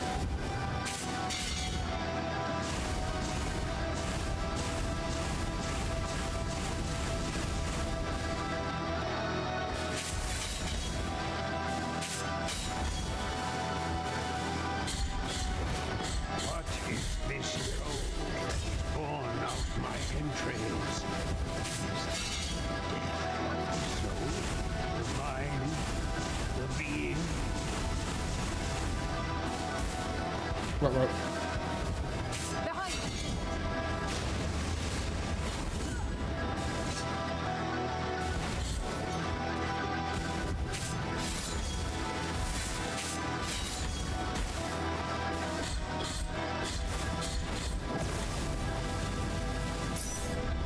I think we're doing good. But again, I don't have any way to tell when I don't have a health bar to gauge it off of.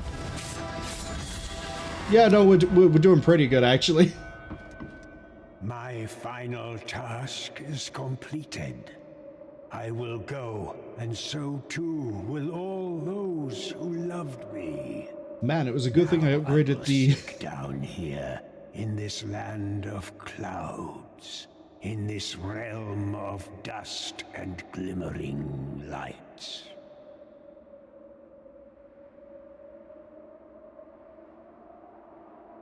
Fuchsia says, now I'm up here. Yeah, apparently I'm now past what's called the Dream, which is like their version of heaven. I can't pause. I can open the map. There we go. That's good enough.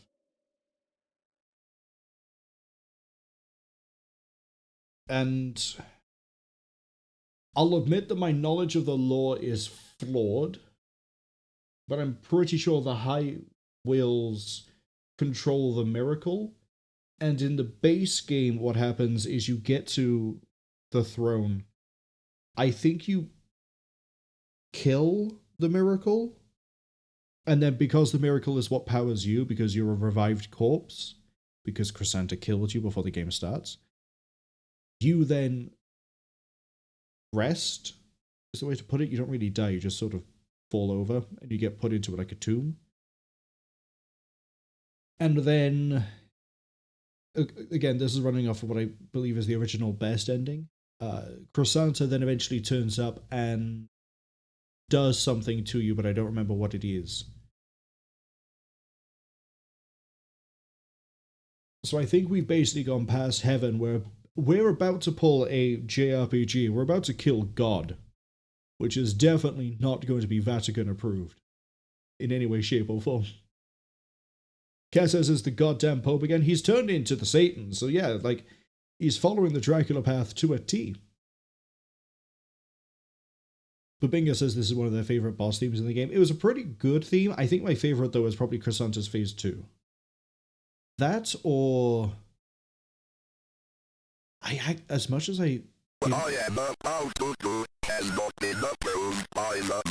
Thank you, Cass. Isidora had a good theme. The general boss theme, I think, is my second favorite, though. But Chrisanta Form 2, definitely, I think is my favorite. I could see like why you and anybody else would like this, though. It's a very nice, kind of eerie track.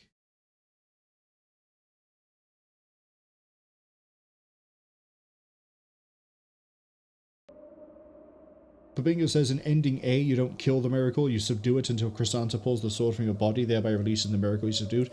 See, for some reason I thought you killed the miracle and then...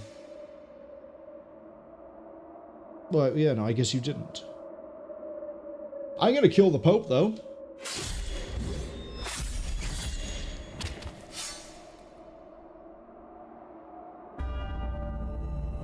Yeah, I'd say that's very blasphemous.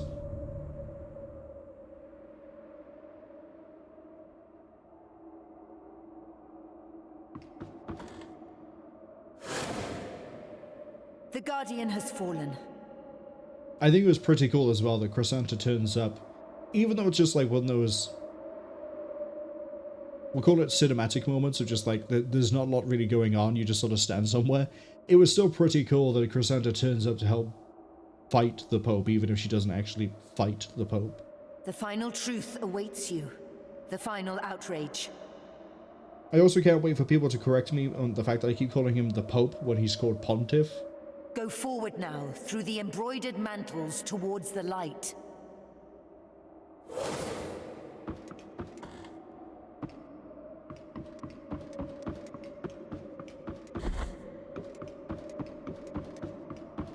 Oh, yeah, oh, hello. You, definitely giant three visages. Penitent One, who comes into our presence. Bringing guilt to the most sacred of places, to the most forbidden of temples. Breaking all laws, and thus desecrating His Holiness himself. We are the High Wills. For there is no miracle that does not stem from our desire. That is not our reflection. That is not our word. The word that was first made flesh and then sanctified. Penitent One, does not the pale, still light of this vast horizon hurt your eyes? Of this procession, more ancient than us, that extends out before you without end nor beginning. Of this brotherhood of grieving souls, held captive by their own condemnation and benediction. This is the path of the ancient processions, the kingdom that the miracle wove from threads of dreams. A domain where faith would unite in one single uninterrupted act of adoration. That would give us light and time. That would make us eternal. And higher reaching than the sky itself. You have come to this place to atone for your sins, to put an end to this work.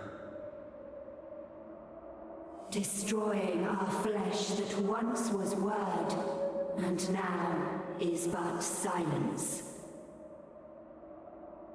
Making us cast down our eyes, leaving the miracle bereft. And so the last of our wills is your eternal condemnation. In life and in death, in hunger and in thirst, in sleep and in wakefulness. Buried under layers of ash, the ash of your flesh, bones and sinew. Execrated in visage, forgotten in name, forever and ever. There is no penance that can exonerate this sin. It is the price to pay for the ultimate blasphemy.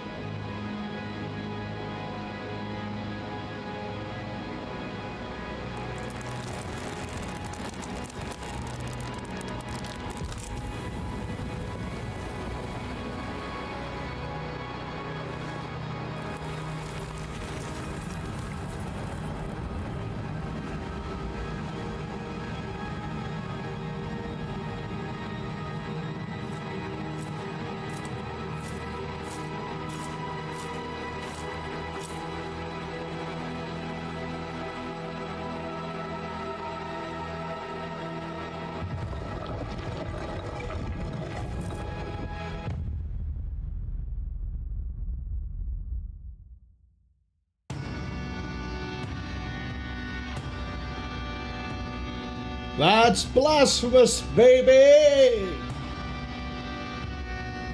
I'm actually really happy I went back and replayed this rather than jumping straight to Blasphemous 2. Although, I say jumping straight to it, as in, like, replaying it so it's fresh in my mind before eventually, some point this year, getting to Blasphemous 2. Apart from the criticisms I mentioned, the whole thing is still pretty good. It's still pretty fun, pretty enjoyable. Except the Bloodstain content can go and absolutely get removed from the game, and it would affect nothing, really. The hell of an ending, though, just to be like, hey, look, I'm gonna literally stab God in the face. Curious how this leads into Blasphemous 2, considering we've killed God. But still enjoyable. I still recommend it to people. It's a very fun Metroidvania come Dark Souls thing. More enjoyable than Death's Gambit. Maybe someday I'll go back and redo Death's Gambit now that there's a DLC for it, and I didn't get the true ending in Death's Gambit when I played through that years ago. But I remember we did Death's Gambit, then we went to Blasphemous, and I greatly appreciated a lot of the things Blasphemous did that Death's Gambit didn't. But yeah, still love it. Still great. Cass says, hey, the Pontiff is just another name for the Pope. That's what I'm looking forward to, is when someone goes, actually, he's called Pontiff Escribar, but you keep calling him the Pope? And I'll go, well, that's because the current Pope is always called, is the Pontiff. Pontiff is just what used to be the highest ranking member of a church, which now is the Pope. Fuchsia says they sure do talk a lot. You would. If you're three floating faces in the sky, what else are you going to do to defend yourself? Try to headbutt me? I don't think that's going to work. I'll parry it. Babinga says they sure do. Fuchsia says they then exploded in the sky. Kind of, I thought we'd have to fight all three of the faces. I was expecting like a button prompt or something, but regardless. Oh, interesting. I thought I heard one of the voices there being one of the other characters, but I think they might have scrolled off screen at this point.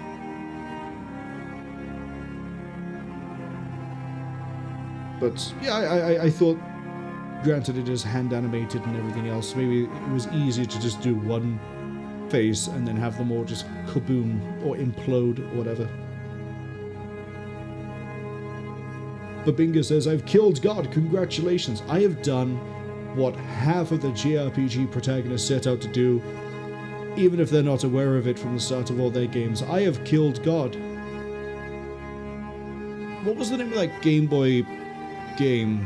Final Fantasy Adventure? Or something like that? Where you can make a party of 4 characters and they're different races, and you eventually ascend to the Tower of Babylon. And the entire way through you find that there's an Amish guy who keeps turning up and talking to you, only to eventually reveal himself to be God, and that you can kill him with a chainsaw. Not joking on any of that, by the way. There's a one-use item that inflicts instant death in the game, and it is a... if you read the description and extrapolate what it means, it's a chainsaw, and you can use it on God. He's not immune to instant death. You can chainsaw God. Kel says, fun fact, before the last 4 popes, including the one in charge, the last non-Italian pope was a Dutch pope from Utrecht. Utrecht, even. I've managed to put 2 words together. Utrecht, back in 1522, according to the reputable site of the Vatican. I'll be honest, I don't really keep track of who is... I know the Pope's name, usually, although I say that and I can't think of what the current Pope is. I know he's American, but... the one that just died, Pope Francis, was he not Italian? I thought he was. Was he French? Cody and Babinga say GG. Busha says Blasphemous. Babinga says I should skip the credits. I don't skip the credits unless it's a really long credit and I don't have time to sit through it. Because the credits gives me, A, time to catch up and give thoughts of, like, what I think of the game at the end of it. as well as catch up with chat, and then talk about plans of what we do next. And also sometimes there's like fun things that can happen in the credits, or it's like Metal Gear Rising Revengeance, where we sit through the credits, and I know there's supposed to be an after credit scene, but it doesn't play, so I push the button and it ends up skipping the after credit thing.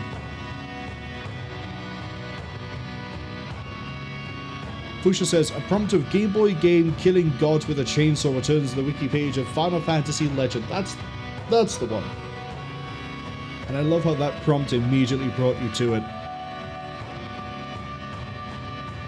It's a pretty neat Game Boy game. What are the Game Boy games that I played that are pretty cool apart from Final Fantasy Legend? Was it called Sword of Roland? Legend of Roland? I played the second one, not the first one, where you could have like a party of characters, and the way they leveled up was you found their portraits in the real world. Or in dungeons, I should say. You sort of like go around. It's kind of like a Zelda-style game, I guess, like the original ones. But you can swap characters, they all have different attacks and different magic they can do. I think it's called Sword of Roland, maybe. Another game that I always tried playing as a kid but never got very far in it is Alien 3. That thing is absolutely unforgiving. Fun, don't get me wrong, but unforgiving. Cal says they searched Pontiff on Google and the Vatican page where all the popes came up. Ooh. I remember there was something I was looking up recently, and for some reason the Vatican's webpage turned up. The webpage of the Vatican, if I remember right, looks like it was made in like 1998 and has never been updated. Like, it hasn't been hit with that modern website feel.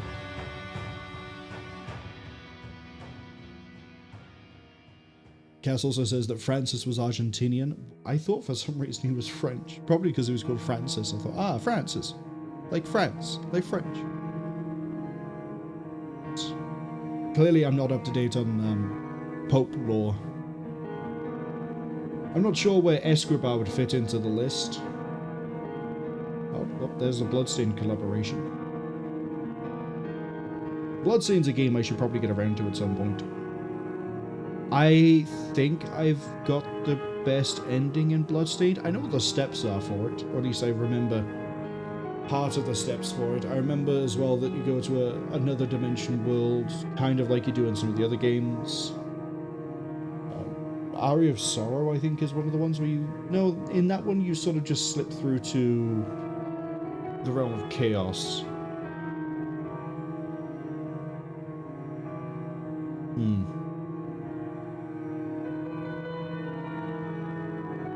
Speaking of games, there was no stream yesterday because my dumbass managed to injure myself and I had to take the day off to make sure I could at least stream this, because I knew we were pretty close to the end. So that's why there was no Battlestar Galactica yesterday.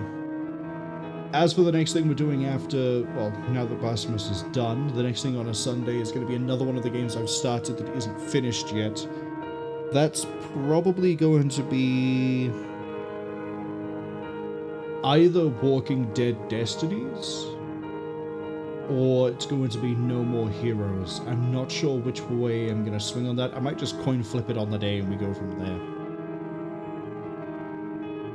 Pabinga says, yeah, okay, that's fair. It's just the Kickstarter part that's long. It can't be any longer than Wrath of the Righteous's Kickstarter section. Oh god, I just realized I'm going to be in the Kickstarter section for, not the Kickstarter, but like the backers section for Dark Heresy. That means I kind of do have to sit through that list. Oh,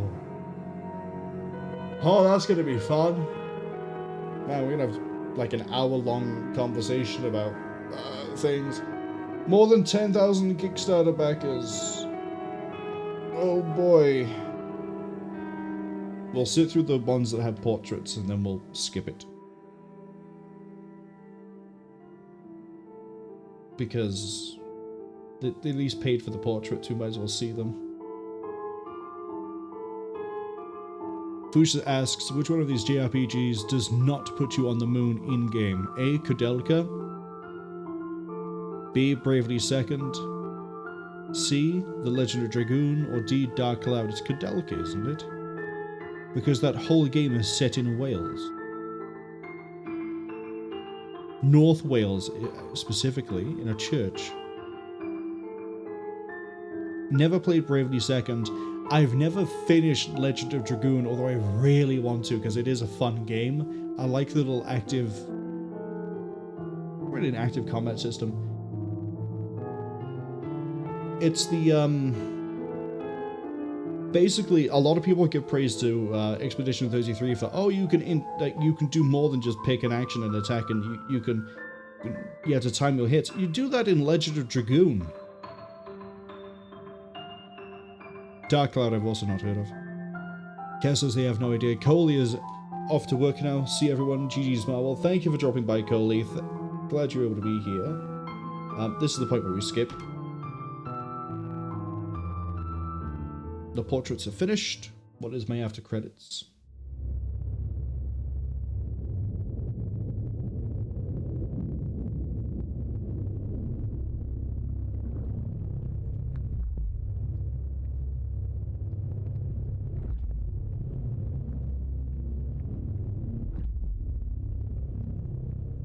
Continuing the Castlevania theme, it looks like Nuclear is about to appear. I don't know if I like that skin more than the one I've been using.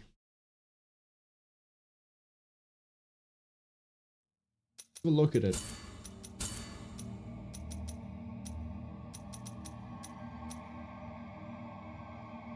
No, I think I do prefer True Apostasy. It's a nice skin.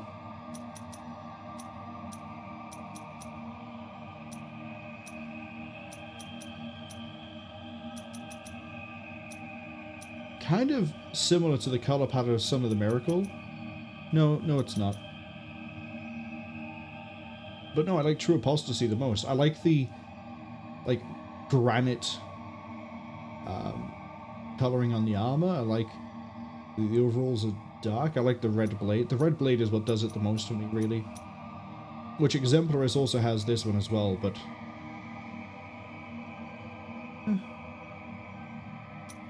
it's nice. What was the other one we got? Was it Alms for Oblivion? Yes.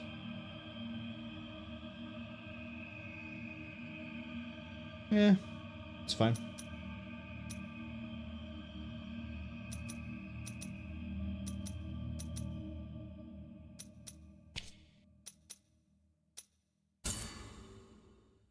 I know I haven't got all the achievements because I've never done Ending B. I've also never done the New Game Plus 5 Arena boss fight, whatever it's called. I've never found all the original rosary beads. I've never found... we were 2 bones short of doing that one. I didn't get maximum fervor? I guess... yeah, I guess we did just miss one of them. Oh, right. I have flasks, don't I, that I could have...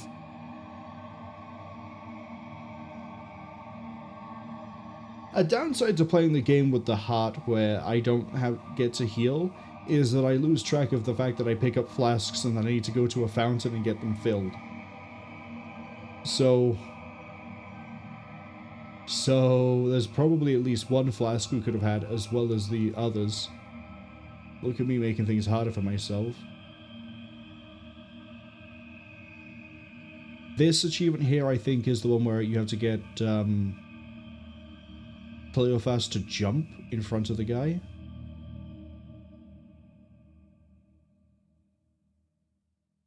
We're not doing an achievement run anyway. It's fine. Pass through the bronze door in less than 3 hours.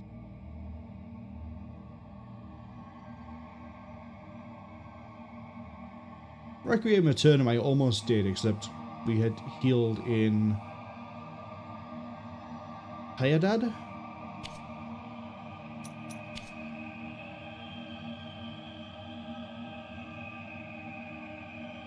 This is Chrisanta in the church. In the Brotherhood of the Silent Sorrow. I like how it's now that occurs to me. Fuchsia says, North Wales confirmed to not be on the moon. A is the correct answer. Marwol wins. Koudelka's a really weird game. Not just because it's set in North Wales. Cass says they don't really play JRPGs. Koudelka is...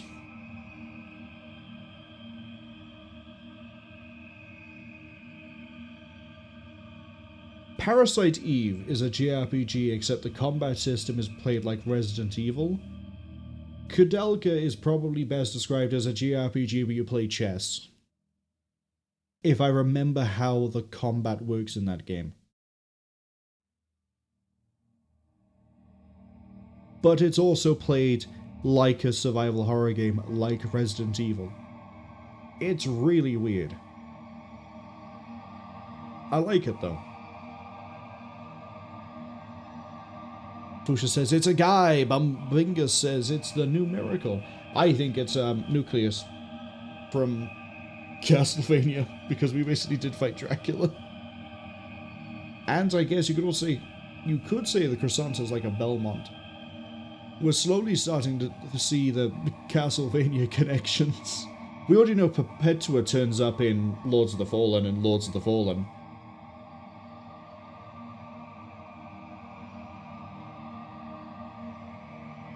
Cass says they do like the Isidora one. The Changes of the Dread? Dead, even? I like the look of the Penitent One. I don't like the sword. That's my only issue with it. If the sword was, say, that color, or if it was default, or that color, I would like it a lot more. But I don't like it being... It's a little bit too bright for me. Feels like it should be a bit muted. But, yeah, it's a pretty good one. Babingus agrees, or it might be the Sierpes one. Sierpes, I don't know which one. Is that Echo and Shadow? I didn't really pay attention to which one we got for killing Sierpes. I think it might have been Echo and Shadow. That one I like. I like the blade on it. I like the general, like, rusted wooden feel to it. Yeah, I can see that.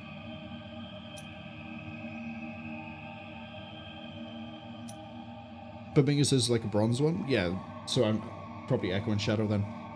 Unknown, congratulations on the 40 stream streak. For some reason I thought you'd lost it. But congratulations on keeping it. Just because I'm just rambling at this point. We've finished. We've won. I'm not going to be doing New Game Plus. I'm not going to do any of the challenges. You can pick 1 or 3 challenges when you do a New Game Plus. And I don't remember what all of them are. One of them is your health turns into the same system they do for the video game, where you have just hits as opposed to a health bar. So 1 hit or 2, you have like...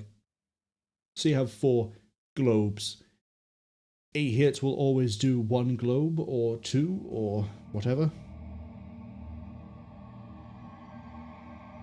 As for what we are going to do, yeah, I as I said, I'm going to flip a coin for Walking Dead Destinies or No More Heroes. Walking Dead Destinies we're probably going to finish faster than No More Heroes. No More Heroes I do have to do a bit of off-screen grinding for money. I've also double-checked, there is no missable content for not getting gold in all of the things. So gold in the assassinations, gold in the side jobs. So we don't have to worry too much about that. We have to do them, but we don't need to get gold. Or platinum, whatever it is. Cass says only the second Lords of the Fallen, the 2023. Oh, so Lords of the Fallen. I'm glad Perpetua turns up in Lords of the Fallen.